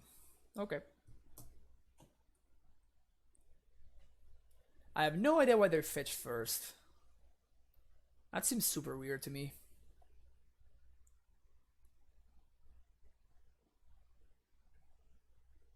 Because they didn't know their top cards, right? No, they didn't. Okay. Thalia doing work.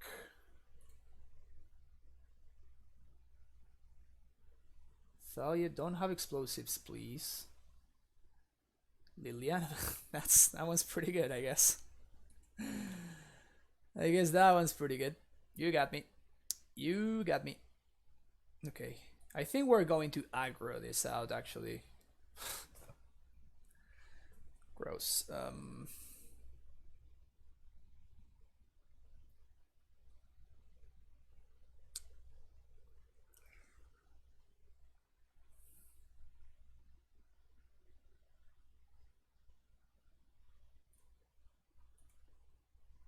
Do we even pay for this?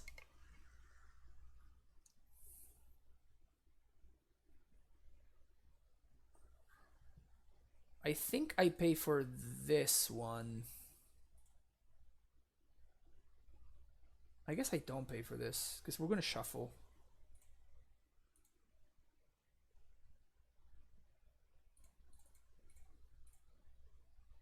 Play Ramunap.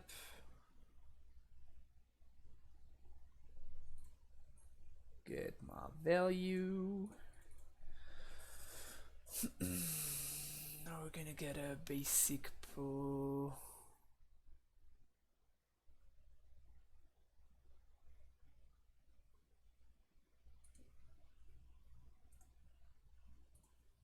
I guess I can go fetch Arbor EOT and then play GT and equip. Okay. Sure.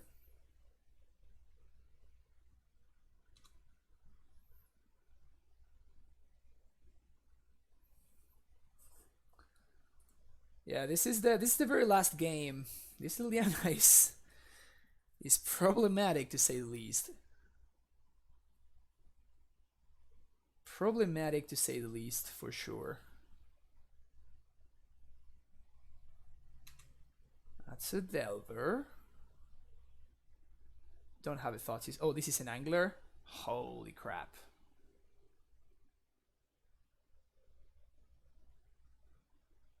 That's so good for them. So I guess I need to get lucky at this point, and I have to find a source to Plowshares.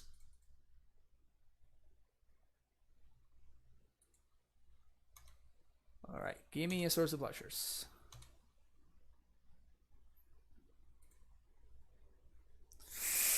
That's not a source of Plowshares, that's a bunch of X1s.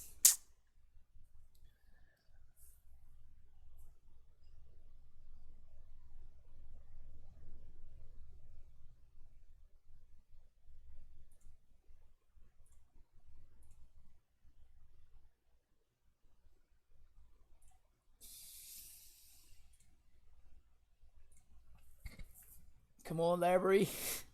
Help me. Help me out here, please. I think killing this Delver is going to be way too important.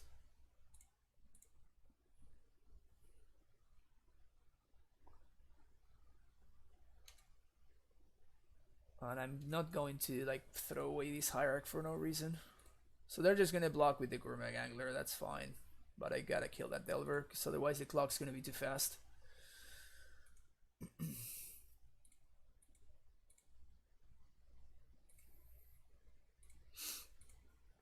I need a couple of GT counters in there. Man, give me a Knight. Knight of the Royal Crew would be pretty sweet. Yeah, that Lily is just absurd right now. Council's Judgment would be pretty strong. I have a lot of good draws. Just need to find them somehow. God damn it!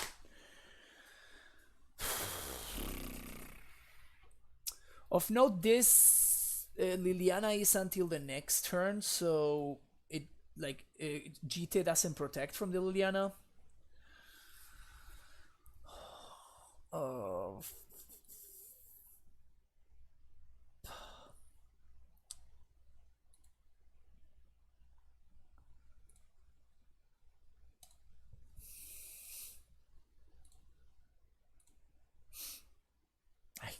Where are my 3-drops now?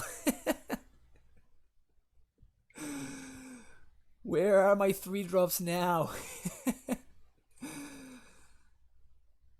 Please give me my 3 drops.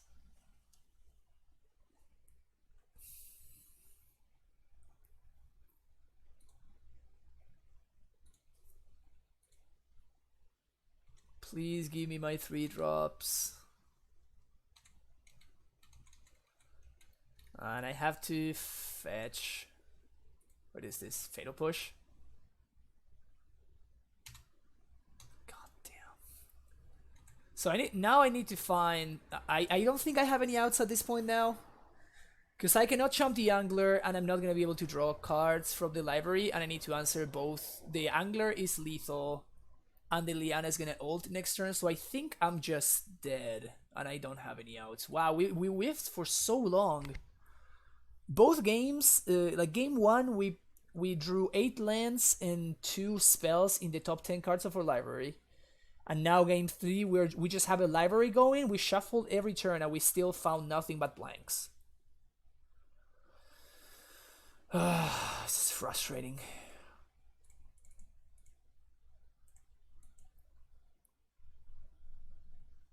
This is very frustrating.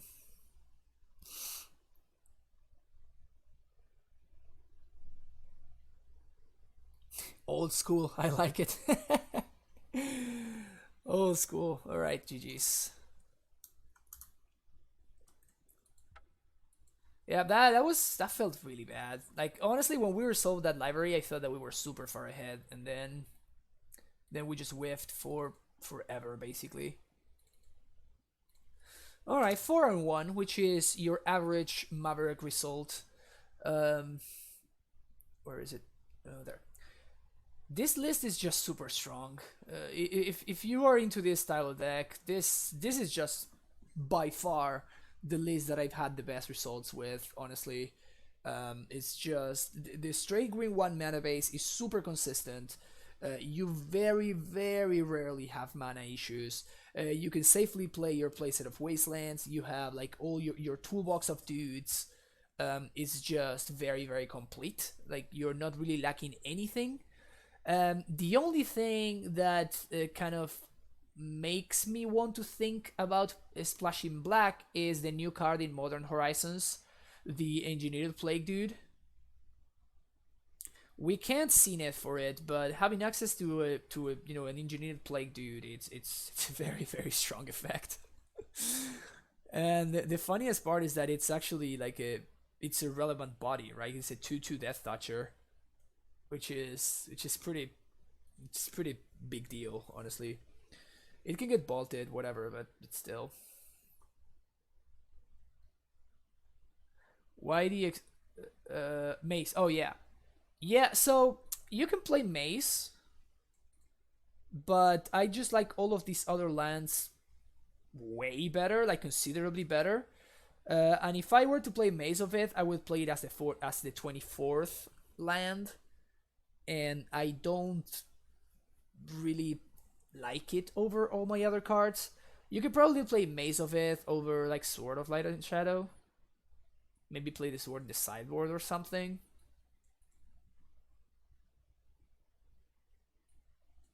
That's the only thing I can think of, but overall it's just not powerful enough. Having access to like Knight being effectively a removal spell can be very, very strong, but I don't think it's strong enough. It's definitely relevant on some scenarios, but not tapping for mana is just too big of a cost. We already have Gaia's Cradle. Like this one is sometimes too awkward, and like Dreadiver is sometimes basically a time walk. So we are already playing only 21 effective, like sources, and then even the Wastelands tap for colorless. So we're only playing 17 actual lands, right? And of those, only 15 produce green and 15 produce white. Actually, 14 produce green and 1 more produces white. Even though green is more often than not the most important color for us. We even it out because Dreadiver taps for green and Cradle also taps for green, but still, it's as is. Usually I play decks that are very, very mana hungry. That's like I just enjoy this kind of decks for whatever reason. Like these toolboxy kind of decks, and usually toolboxy decks are very mana hungry. Same thing with Amulet in Modern. And I just hate dying with like spells in my hand that I was not able to cast. I just despise it. It's my least favorite thing in Magic is to like die with spells stuck in my hand. And so I put a really high premium in being able to cast my spells. And each card that doesn't cast my spells that I put in my deck, each land that doesn't cast my spells, I think it has a very high bar to surpass, you know, and I don't think that May surpasses it. You can play it as your 24th land for sure. That's something that's it makes a lot of sense to me, and it's very defensible. I think if I were to do that, it would again be probably over the Sword of Light and Shadow, and you would just have like, you know, you can't really count Maze of Ith as a land. You have to count it as a spell because it doesn't tap for mana. So, but yeah, this list is super streamlined, super clean, super strong. I am very happy with this list. What about Bojuki Bog? Bojuki Bog is just really bad. Bojuki Bog is so bad. It's basically a colorless land that comes into play tapped. Like every time you naturally draw your Bojuki Bog, you're gonna be super sad, and it's just really bad. I don't like Bojuki Bog. Even in absent lists, I don't play Bojuki Bog. In like absent Maverick lists, I know that, you know, getting access to, you know, Knight being able to fetch a graveyard nuke is a very strong effect. But if I were playing Bojuki Bog, I would probably play it over Tormod Script. And in straight green-white, I like Tormod Script better than Bojuki Bog. I would consider it in junk lists. In junk lists, you could do that. Just like, you know, play one Bog, one Crypt. That's a fine split for me. But for this effect, I think that the zero... just because the instant speed is so relevant, right? Because, you know, Reanimator will do everything on the same turn. They will just like, you know, looting and then immediately do stuff, and they will do this stuff on turns 1 and 2, which means that your Knight is gonna be way too slow. It's if you're lucky and you're able to turn to your Knight, it's gonna be summoning sick when your opponent combos you off. So that's, I mean, there's a lot of reasons why I don't like Bojuki Bog, and I don't think it's a very good card. Unless you're playing crop rotation. Let me throw that out there.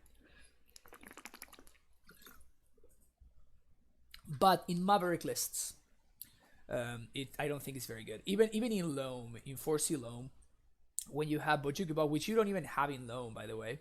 But if you were playing in, I was trying to use an example of a deck with Mox Diamond, because Mox Diamond takes a lot of the, like, it gives Bojuki Bog a lot of value, because in the matchups where it's not good, you can just pitch it to Mox Diamond.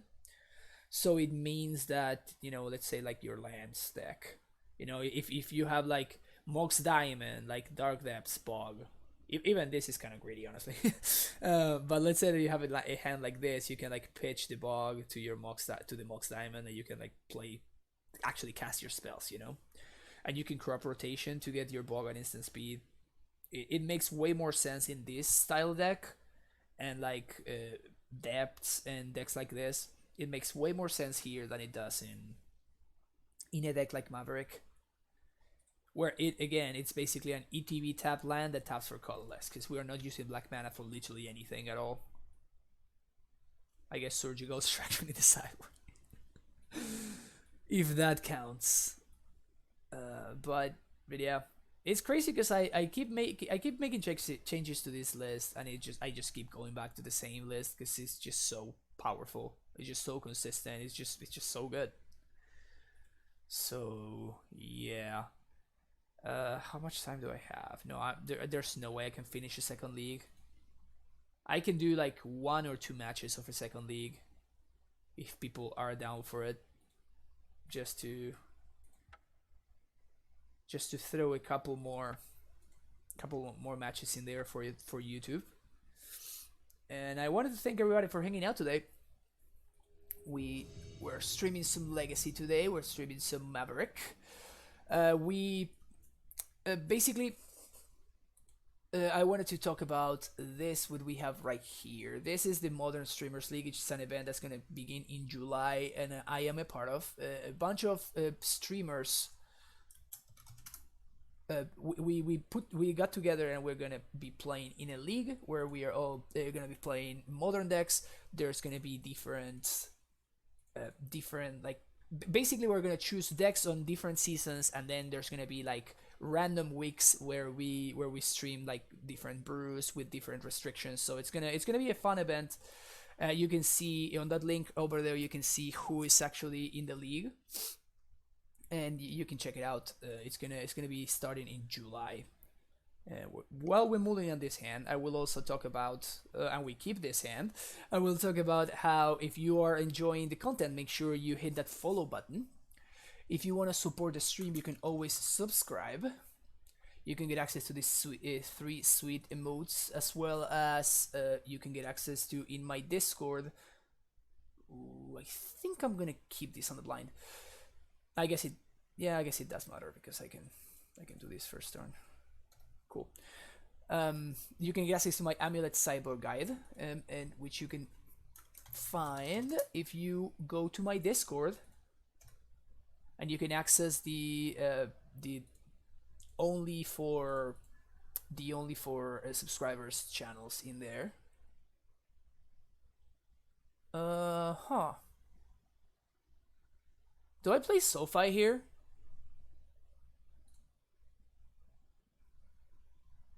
Or Scoos? I guess I like playing Scoos. Alright.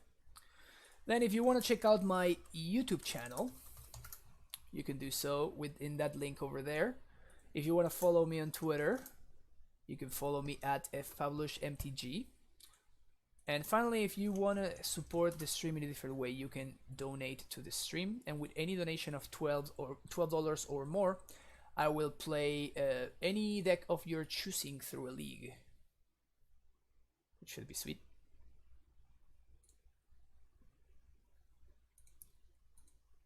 Donations are always very appreciated. What did my opponent do there? Chose to not shuffle.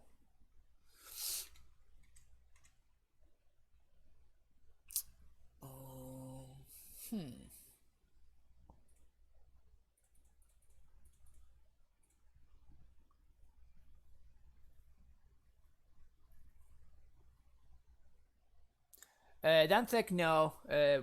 In fact, I'm not gonna finish this league even. This is the first game of the league, but I'm not gonna be able to finish it, unfortunately.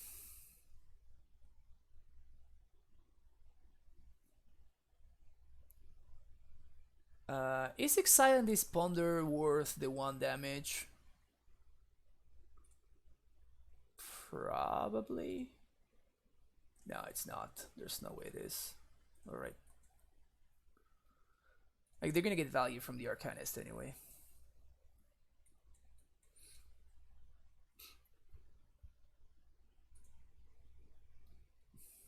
Delver, never flipping.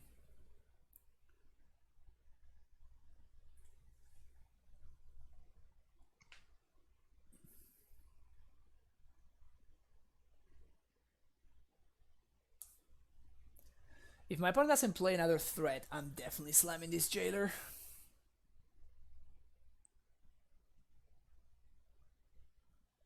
Second Delver would be the only troublesome thing, honestly. Alright, sweet. Sweet, sweet, sweet.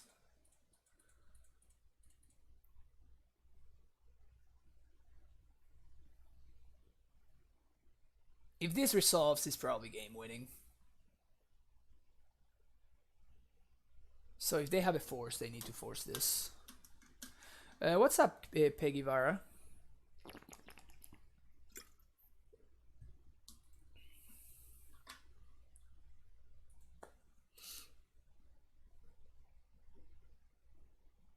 Alright. Gotcha.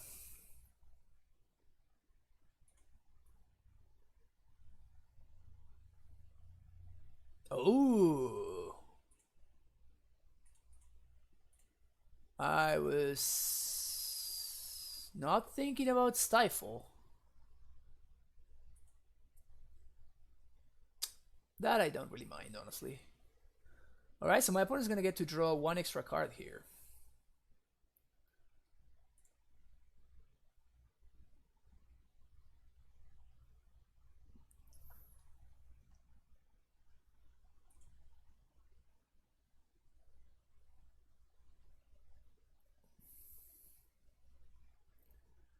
Play the islands.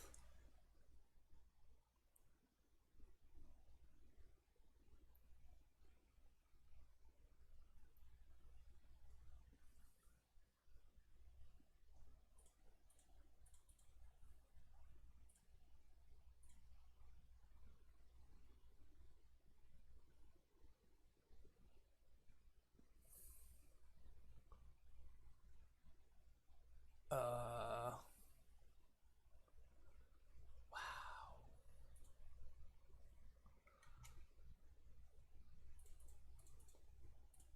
Crazy. Crazy.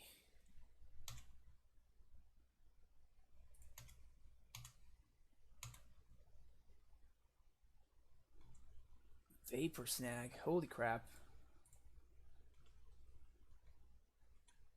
Going after the Flip Delver, of course.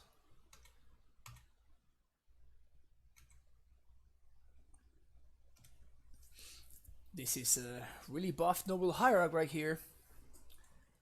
Is my opponent gonna get there? That'd be crazy.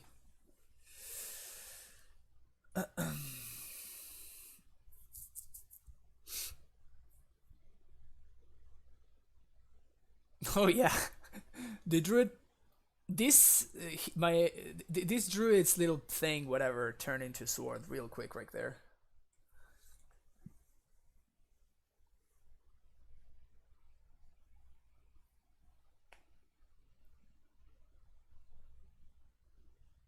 So this hierarchy is kind of like unkillable right now, right? Unless my opponent is playing main deck Braids.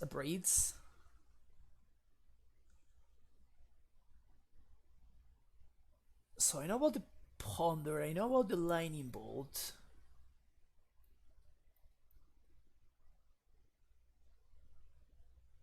Okay. So you're gonna get that back. Second Delver. Okay, so we're gonna start here.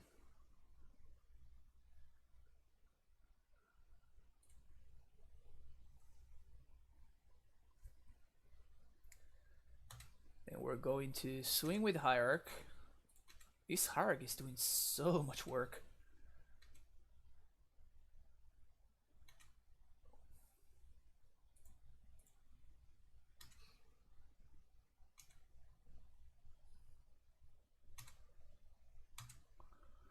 Damn it, would have been nice to draw swords there.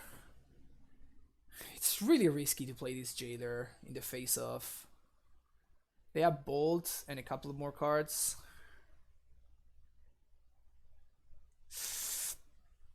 Ah. If they have Daze, I kind of lose. I think I have to jam though.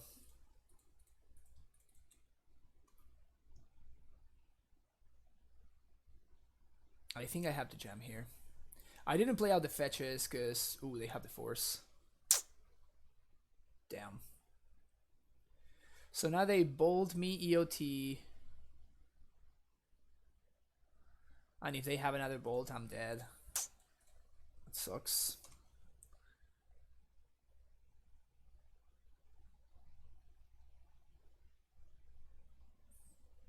Oh, Delver doesn't flip. But if they have a bolt in hand, I'm dead. And now they're gonna draw one extra card of the Monarch EOT. Yikes. Yikes.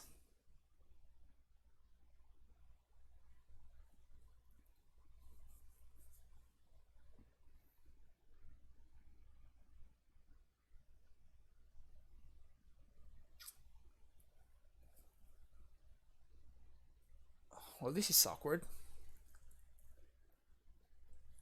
So I can make this into a 4, 5, 6.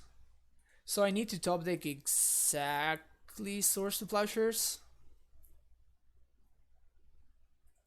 Because Scooz doesn't do it. But I have 2 cards to draw. Because I can draw one from this plus the one from the other guy. I guess I'm not gonna play my land yet. The 1 damage is not going to do it. We can also cycle Canopy, you're right. Yeah, okay. So we have to find Source of Plowshares. Or I guess Wasteland. So we're gonna do 3 here. I guess we kill the Delver. Draw a card. Swords? No swords. I guess this also kind of does it, huh? We can game 4 with... Yep. I'm gonna go for it. Game 4 with Knight of Autumn.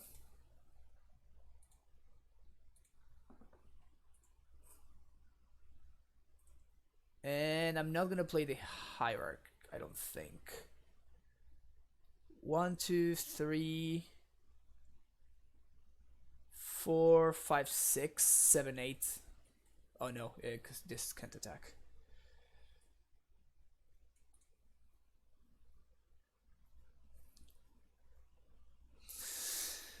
You got 1 more turn. Ugh, and I think I'm gonna chump with this Knight of Autumn.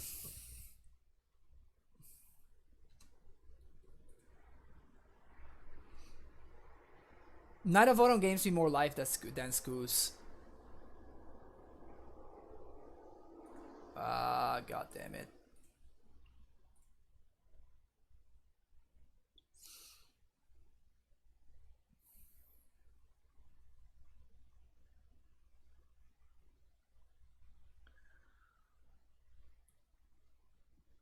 So 1, 2 from the sword. 3, 4, 5, 6. Ugh, my opponent goes down to 1. That's brutal. That is brutal. But yeah, Darth Kid, with my mana situation, Scooz... I guess Scooz can actually exile whatever my opponent targets, so maybe it was better. Knight of Autumn gains me more life. Yeah, maybe Scooz was better. Maybe Scooz was actually better. You might be correct, Darth Kid.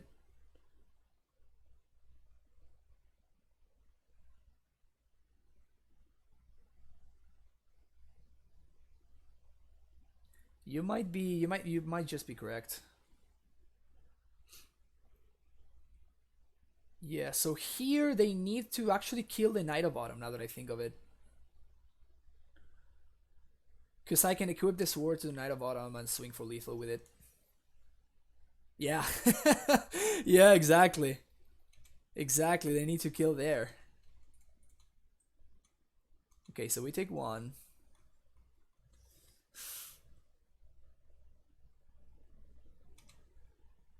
This game has been great.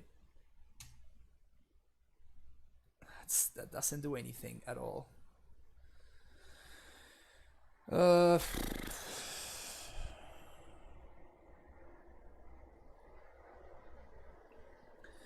1, 2, 3. So I don't have lethal with an over hierarch. I cannot really cycle this. So I attack. I kill the young PZ. I regain the monarch. And we're still in the same situation. Unless I draw... If I finally find a Source of Plowshares.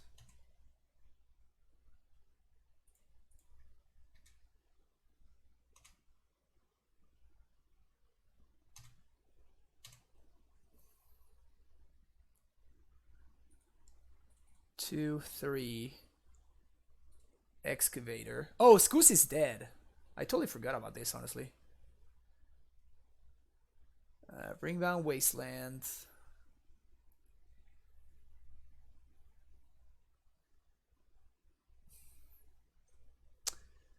Well, we are dead to Lightning Bolt anyway, so I think I like Thalia plus Waste here. I think I like Thalia plus Waste, Destroy Volcanic Island. This is going to tax my opponent's mana. And now I have 2 blockers for both of my opponent's threats.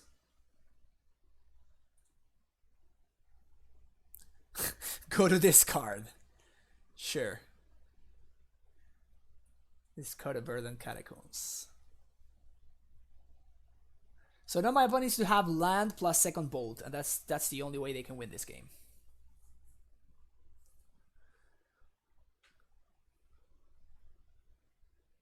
Land plus second bolt is their only out. Unless they're playing something like, you know, they have land and like Price of Progress or whatever.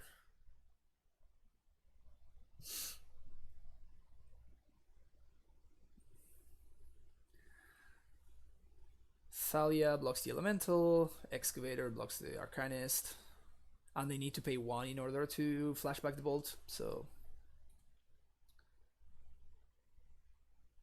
I guess they can bolt my Excavator.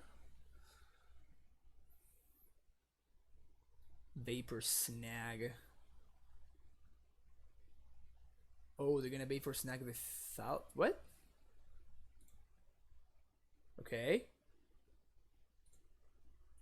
Block here. So they have land plus bolt. I mean, if they could have like bolted my...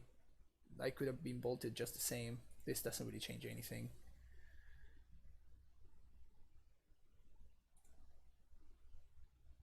Okay, so they're giving themselves the out to top deck exactly 9 in bolt right there.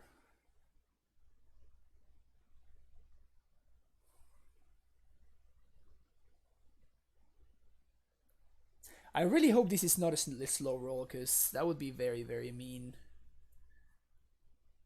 That would be very, very mean if that were a slow roll.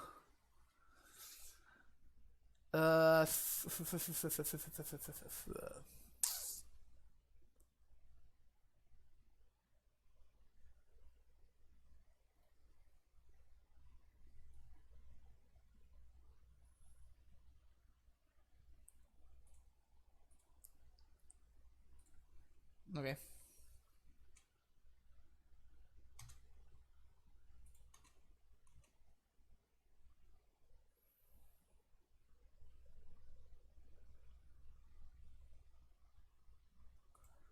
Wow. My opponent my opponent made me think about it.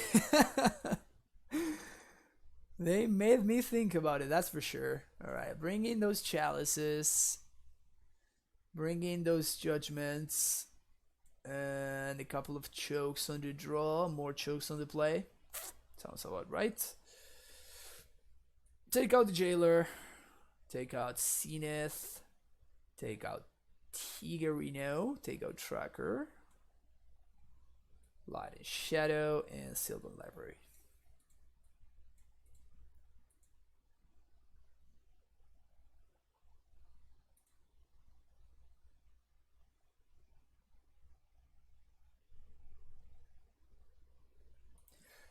His out was to draw a bolt right there. I was down to 3 and they did find the land. They needed to find land plus bolt. If they had land plus the 3rd lightning bolt, I guess, it would have been lethal. I mean, I'm gonna keep this. Turn to choke. Turn 1 Delver is kind of annoying, honestly. I think I'm gonna try to get a hit on mana anyway. I can try to source this later.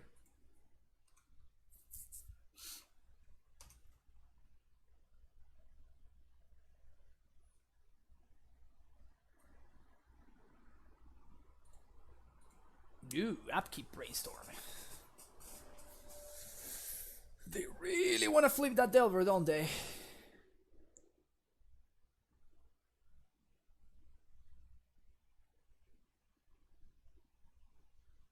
They really want to flip that Delver, I guess. We're still gonna main phase Sorted. Vapor Snag. No second land? They have to have a second land. They do have a second land. Okay. Oh, this is awkward.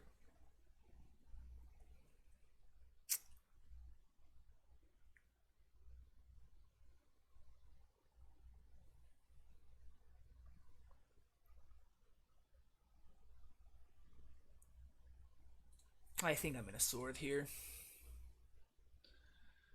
Fetch a basic plane. Main phase do this. This stops my opponent's clock on its track. On its tracks. Now their wasteland doesn't do anything. Okay. So I can waste their Volk.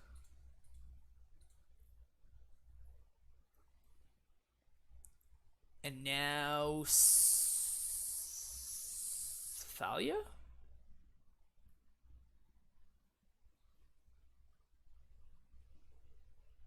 It's either Thalia or Zenith for Noble Hierarch.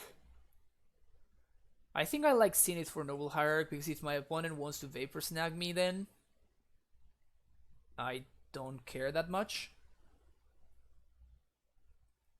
Because I can double spell on the following turn. Choke doesn't look too good this game.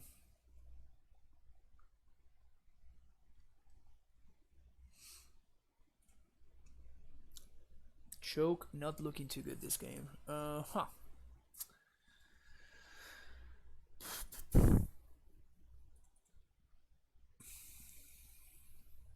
Go get another basic forest. We're gonna do Thalia.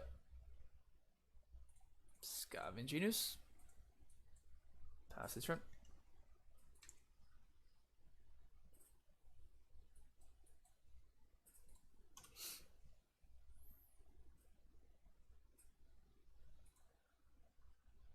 Okay. Huh.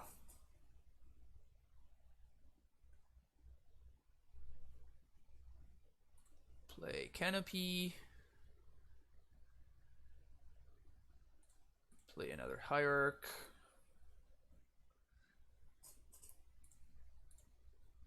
I guess I could cycle first. And now we swing, and I'm going to eat my Dryad Arbor.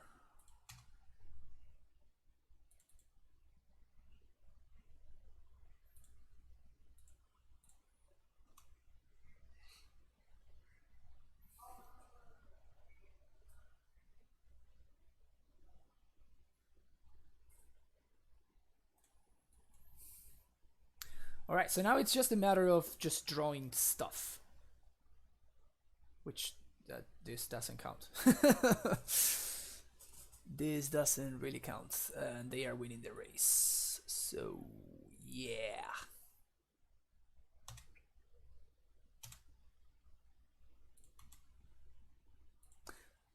Should I show them the choke?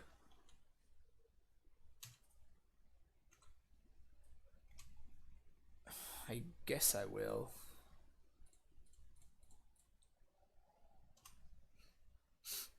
I mean, this game is not gonna be about this card.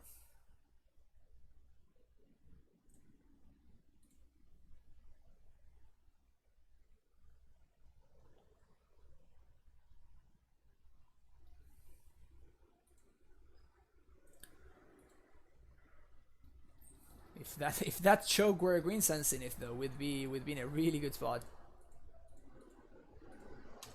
Not the case though.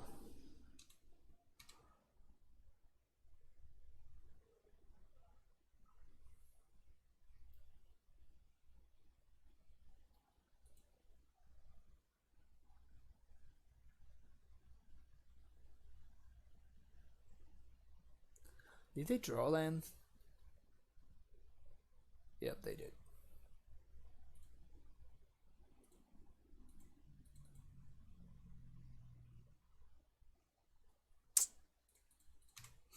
That sucks. We are dead.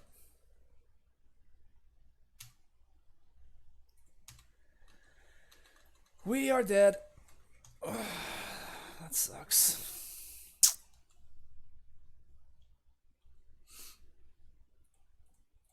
That really sucks.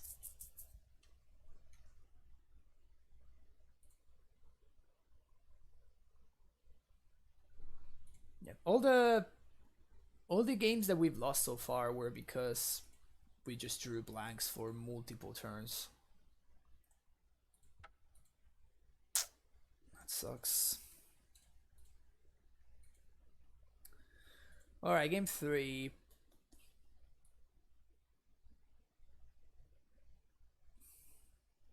I just don't think... I mean, you just saw what Choke did that game, right? Did absolutely nothing. I don't think I won the third one.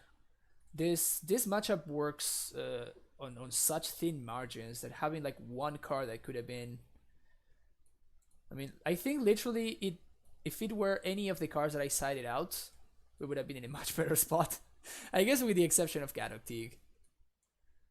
But if it had been one of these like 6 cards that we sided out, we would have won that game easily.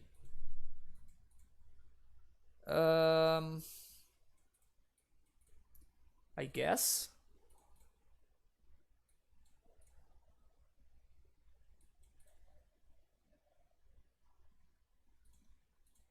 Seems like a reasonable hand. A little bit on the slow side, but having access to 2 swords, it's kind of gas.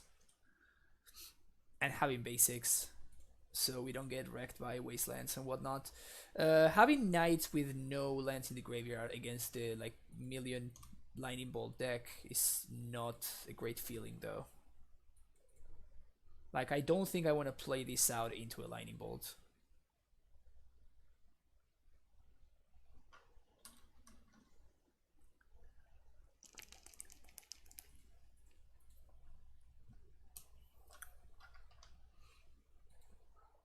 Delver. Yeah, at this point I think I just want to buy time. I think if I'm able to buy time... I guess I'm gonna jam one of these knights into a Daze or lightning bolt, whatever my opponent wants.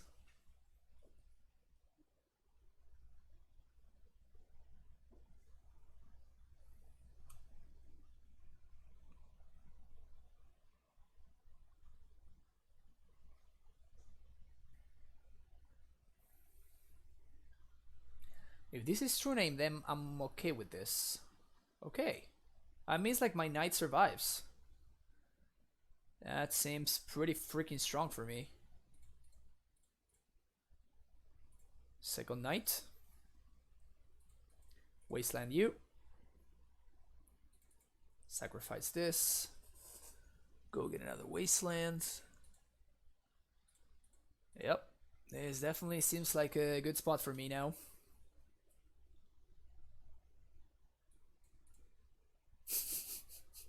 And I have mono Swords to Plowshares in hand.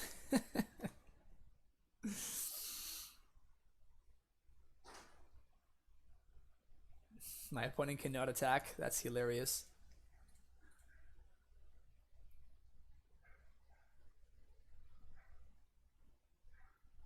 Stifle.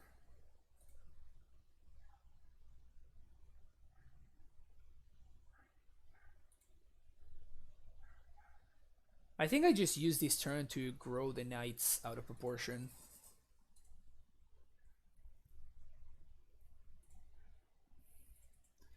Fetch. Go get Savannah. Sack Savannah.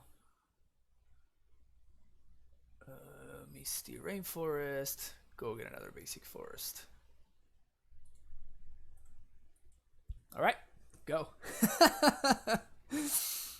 I got 2 10-10s. You got 1 3-1. Got you on a 2-turn clock. I guess Vapor Snag could be annoying. So let's start with this. Alright, so now Vapor Snag is not a card anymore. Attack. Down to 9.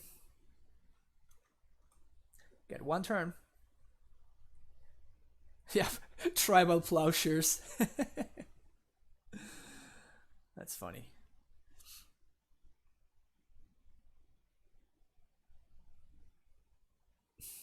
All right. So these are forced chumps here, right? Oh no, this is just game. Never mind, this is just game.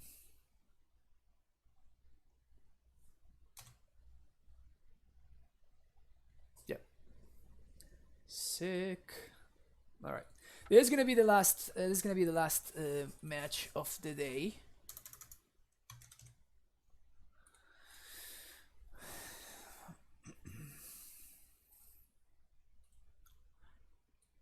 I think literally every match we played was a 2-1 and a 1-2. This is that Maverick life, huh? Tribal 2 one day. Yeah, for real though. For real. Mono 2-1s. Mono 2-1s.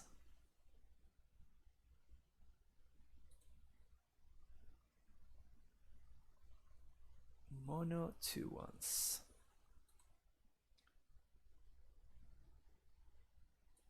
All right. Last match. Bring it on. Bring it on. I like with this deck. My favorite, I mean, probably my favorite thing to do in Legacy period is the Death and Taxes Maverick matchup. It's super fun to play. A lot of intricacies to the matchup. I enjoyed it quite a bit, but I have been enjoying the blue-white blade matchup as well lately. And I have been, honestly, I have been beating it consistently.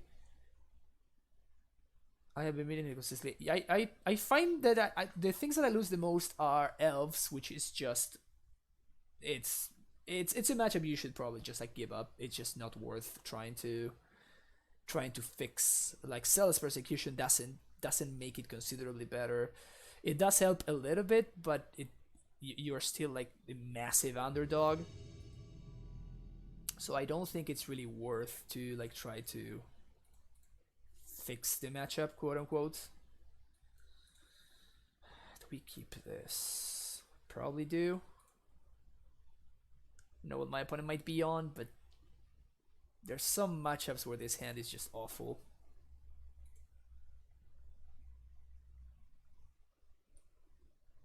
Like Death and Taxes. Exactly like this matchup. This hand is not very good.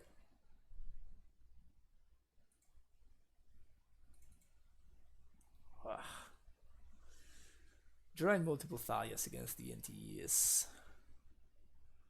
it's pretty brutal. Oh, you got one of those too? Sorry, bro.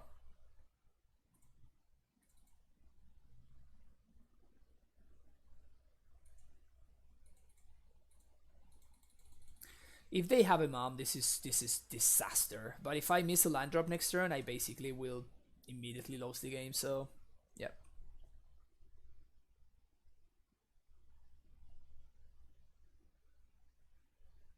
Ooh, yikes. Redundant file. Good times. Good times. Yeah, this one's not very good. Damn it.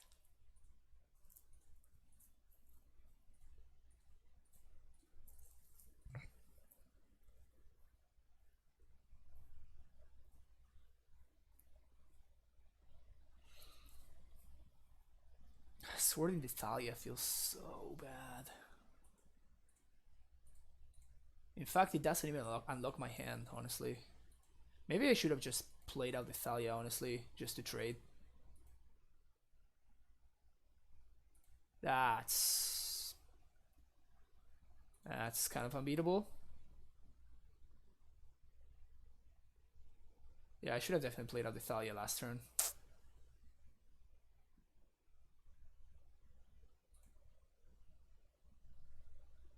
Yep. This is gonna be like that game one that we lost against Death and Taxes the last time, where our mana was just like a little bit too awkward, and just awkward enough for my opponent to punish me. And then I was never able to come back.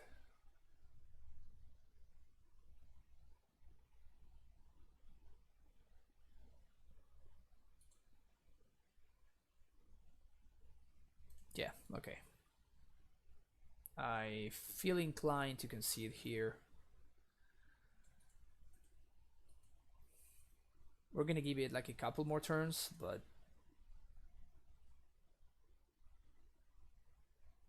winning does not seem very realistic.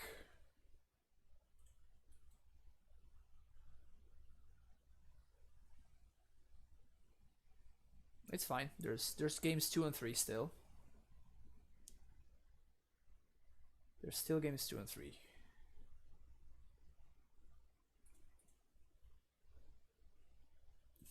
Okay.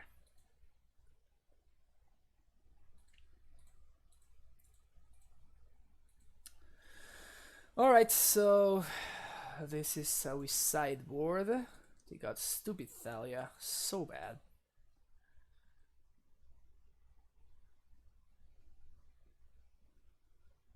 Celos wouldn't do anything because they just bounce the Thalia and it doesn't do anything. So that's what I'm saying. Like Persecution is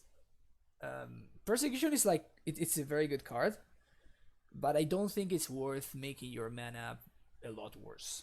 Basically, like I mean, I could just Swords the Thalia and they bounce it. It's just whoops.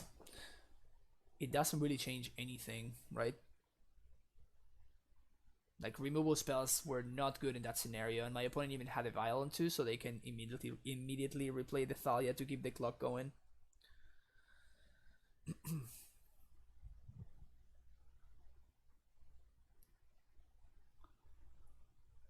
Yeah, Sergio. I mean, I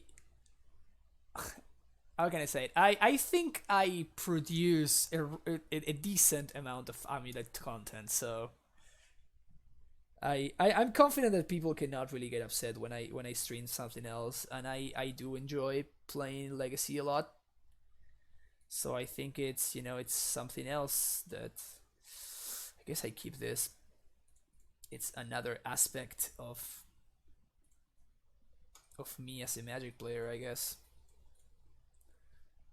that I can show people, and that people can hopefully enjoy.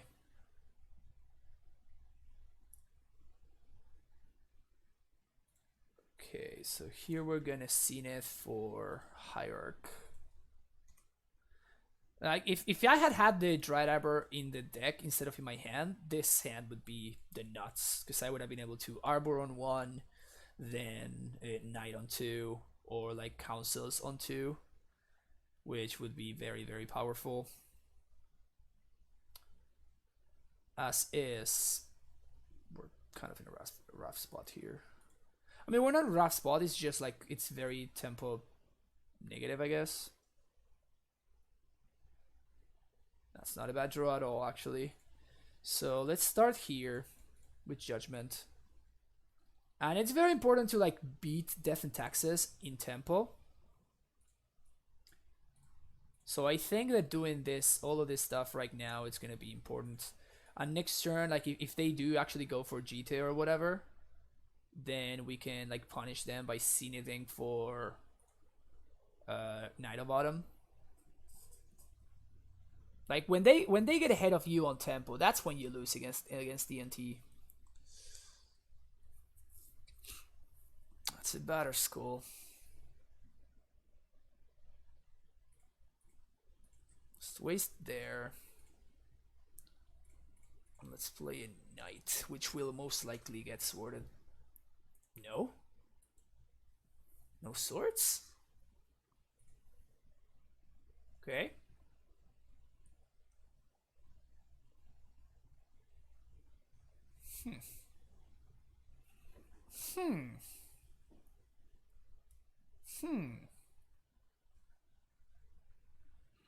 Interesting. Very interesting. We can see that for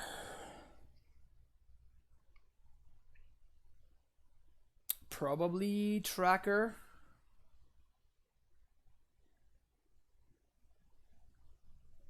Why this deck name is Maverick? I honestly have no idea, to be honest with you. It's one of those, like, that's one thing I love about legacies. Like, some of the decks names go back like literal decades, and actually I think this one is one of those decks. Um, no, it's called Maverick, but I have no idea why, honestly. Okay, we have like a million options here. So we can go get Raminab, we can get Scrib Ranger, we can get Tireless Tracker. All of those are going to be very, very good options for us. I think I am going to lead on Zenith for Tracker.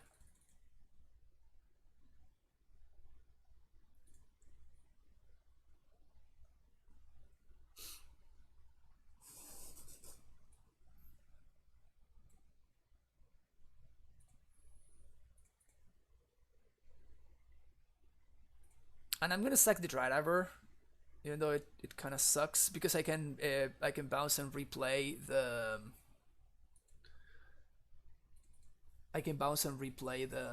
Savannah for Scrib Ranger value. I'm gonna do this for 2. I'm gonna go get Scrib Ranger, aka the best card in the deck. Going to bounce this, we're going to replay the Savannah, we're going to obtain ridiculous amounts of value. I mean, just look at what just happened. That's just absurd amounts of value.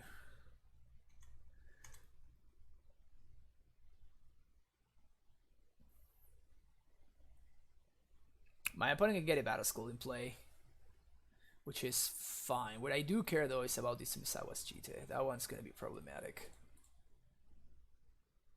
So I hope that they don't have another land.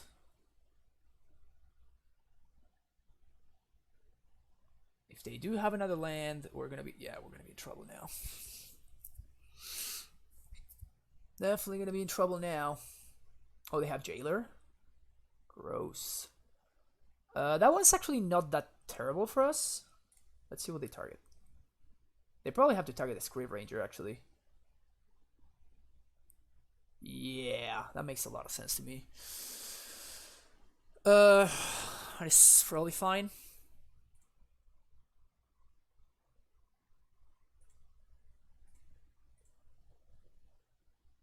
It can't really attack, so we're gonna float a mana here. We're gonna sack Savannah. Fetch this. Go fetch a basic forest. Sack Crack a Clue.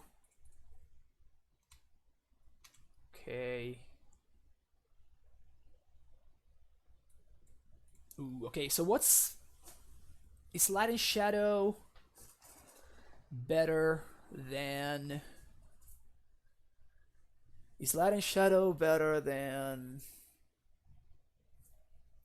Jite? So I can do 1-2, play Stoneforge. Any card in Modern Horizons you like for Amulet? There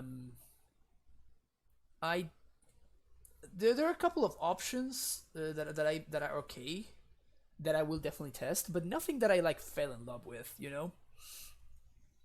So I guess we will see how the set actually ends up playing out. Oh. So I guess I play Stoneforge. This makes 4-5 mana, so I can, yeah. Yes. Let's do Jite. Let's play this out. Then we're gonna make 4. And now we're going to equip. Is equipping the Hierarch correct? Yeah, because I have bigger blockers if I do that. So I guess equipping the Hierarch is correct.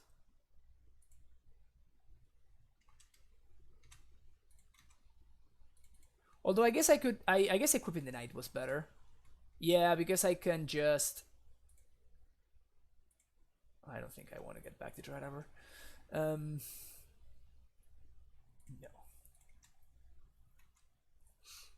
Because I can always untap the Night with Script Ranger. Yeah, that was probably a mistake, actually. Played my land already, so I'm just gonna pass the turn. Now I have a lot of blockers, so the Monarch doesn't really mess me up too much. It's a wasteland. Got my Cradle.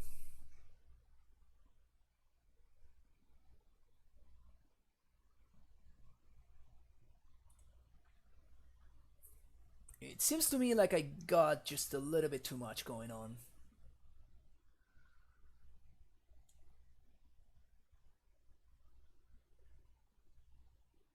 This is what Death and Taxes does, though. They just like slowly figure out a way to to sneak in enough value so they get you.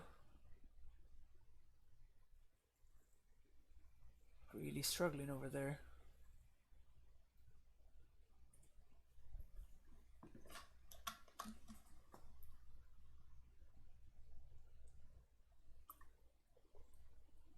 Okay, so they're probably gonna blink the Palace Jailer.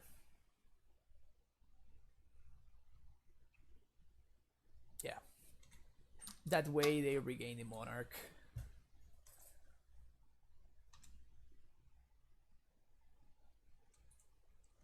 But they don't draw a card here. Right? Because the Monarch triggers at the beginning of end step, so yeah, they are. I mean, I'm just gonna get this again. Fetch. Windsweep Heath.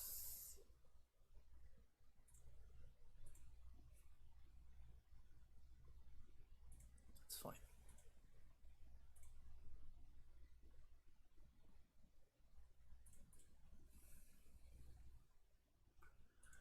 Good. Plains. Play an Overall Hierarch.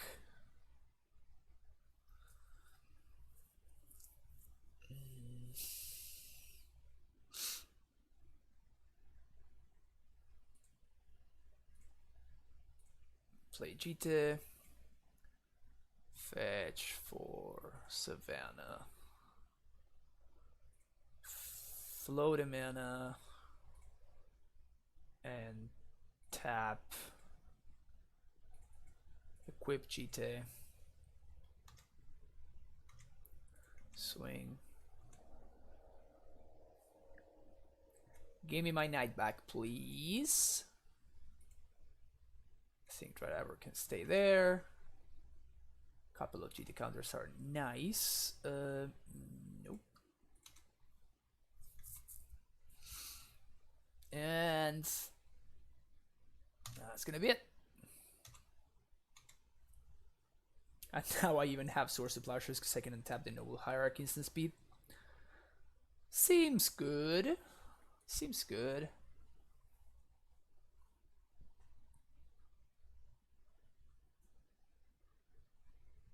This GT is probably just killing the Flicker Wisp. Because my opponent they cannot attack in the ground. It's just not an option for them. And it's all about Gaia's Cradle is so powerful in this deck. I'm always surprised at how good it is. It's just so powerful. Like that mana boost that it gives you is, you have so many ways to leverage it. Like we still have 8 clues that we haven't used.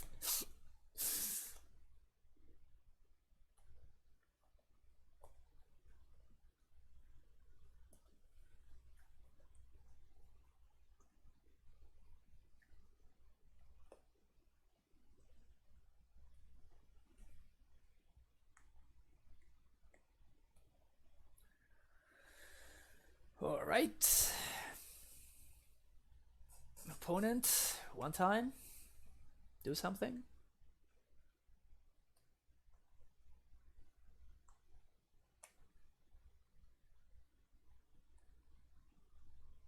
Opponent has nice plays.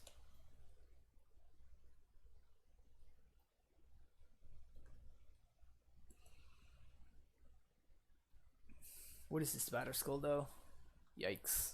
What is this? Well, my opponent had like a GT all game, and they were just literally never able to leverage it.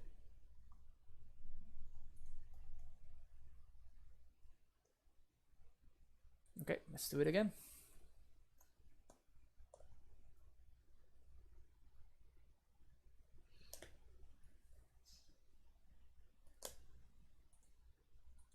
All right, here we go. Oh my god. Mono Drydiver in the openers. Mono Drydiver in the openers. Yeah, we're gonna mulligan this. This is considerably better. Bottom that, we need more lands. No Vial on turn 1. Good for us. Good for us.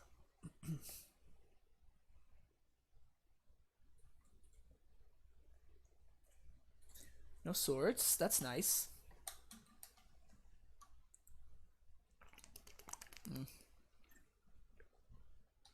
Well, that one kind of sucks. So I guess we serve. Because, I mean, this guy is not blocking, so might as well swing for one. Library.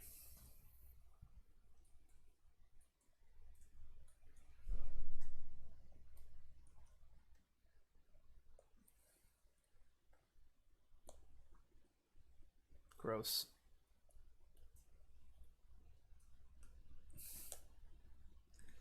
Guess that draw is cool.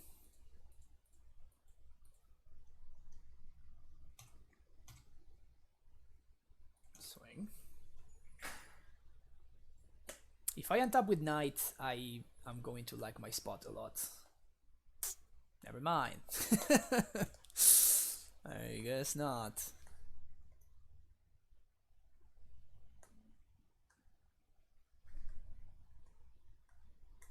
Mishra's Factory. Oh, this is J. Ooh, wow. Ooh, gross. Gross.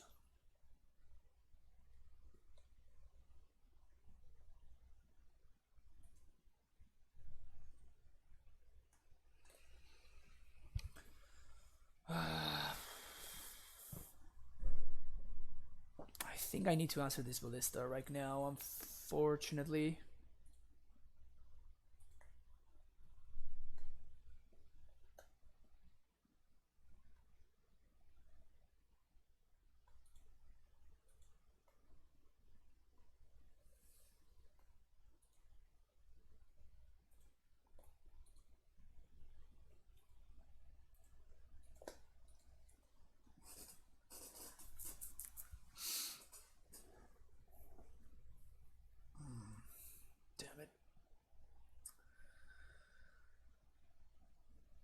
Land, please. Land, please.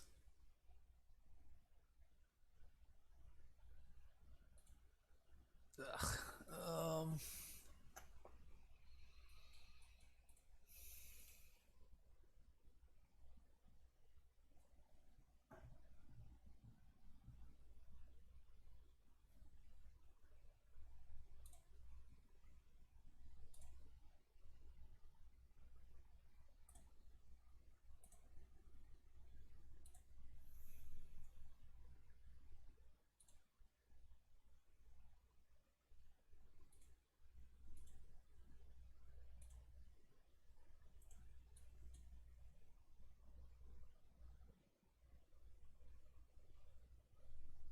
Don't have a swords. God damn it. Ah. Okay, this is just too much. Alright, GG's. Nice stuff, Dex. Yeah. This is when DNT gets you. This is when DNT gets you. When they go after your mana and they do so effectively. But yeah, this was a fun league. We went 5-2. That's a solid-ish record. So yeah, this deck is just very strong, as I said it before, and I will continue saying it. This deck is just excellent. Um, Thanks everyone for watching. If you haven't hit that follow button, make sure you do so. You can get notified whenever I go live. If you want to support the stream, which I am trying to make one legacy stream per week, and then the rest is gonna be mostly amulet, because that's what we do here. So you can get access to my amulet sideboard guide, as well as these sweet emotes, or if you get a tier 2 subscription, you also get this sweet emote over here, the no bad matchups emote. If you want to follow me on Twitter, you can do so by following me at fpablosmtg. You can also join my Discord channel or the Amulet Discord, which you have with 2 links over there. Especially if you're a sub, you can join my Discord and get access to the sub channels. So you can find the cyber guide in there. And then finally, if you want to check out some YouTube, so you're guaranteed 80%. Well, we are gonna win the 3 remaining, so we're gonna stay at 80% AVG Joe. So, but I just can't win them right now. You know what I'm saying? So I apologize for that. If you want to check out this and all of my previous streams, you can go to my YouTube channel. I upload all of my streams there, so you can check them out. And finally, if you want to help support the stream in a different way, you can donate. Any donation is always very welcome. And with any donation of $2 or more, I will play whichever list you want to see played live on stream. Then we will of course talk about it, and talk about possible changes, blah blah blah blah blah blah.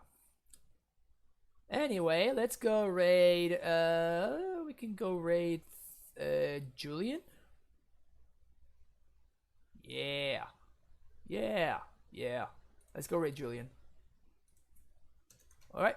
See you all next week, because I won't be around for the rest of this week. But next week I will be again in the process of moving, but I will be able to for sure sneak at least one stream in there.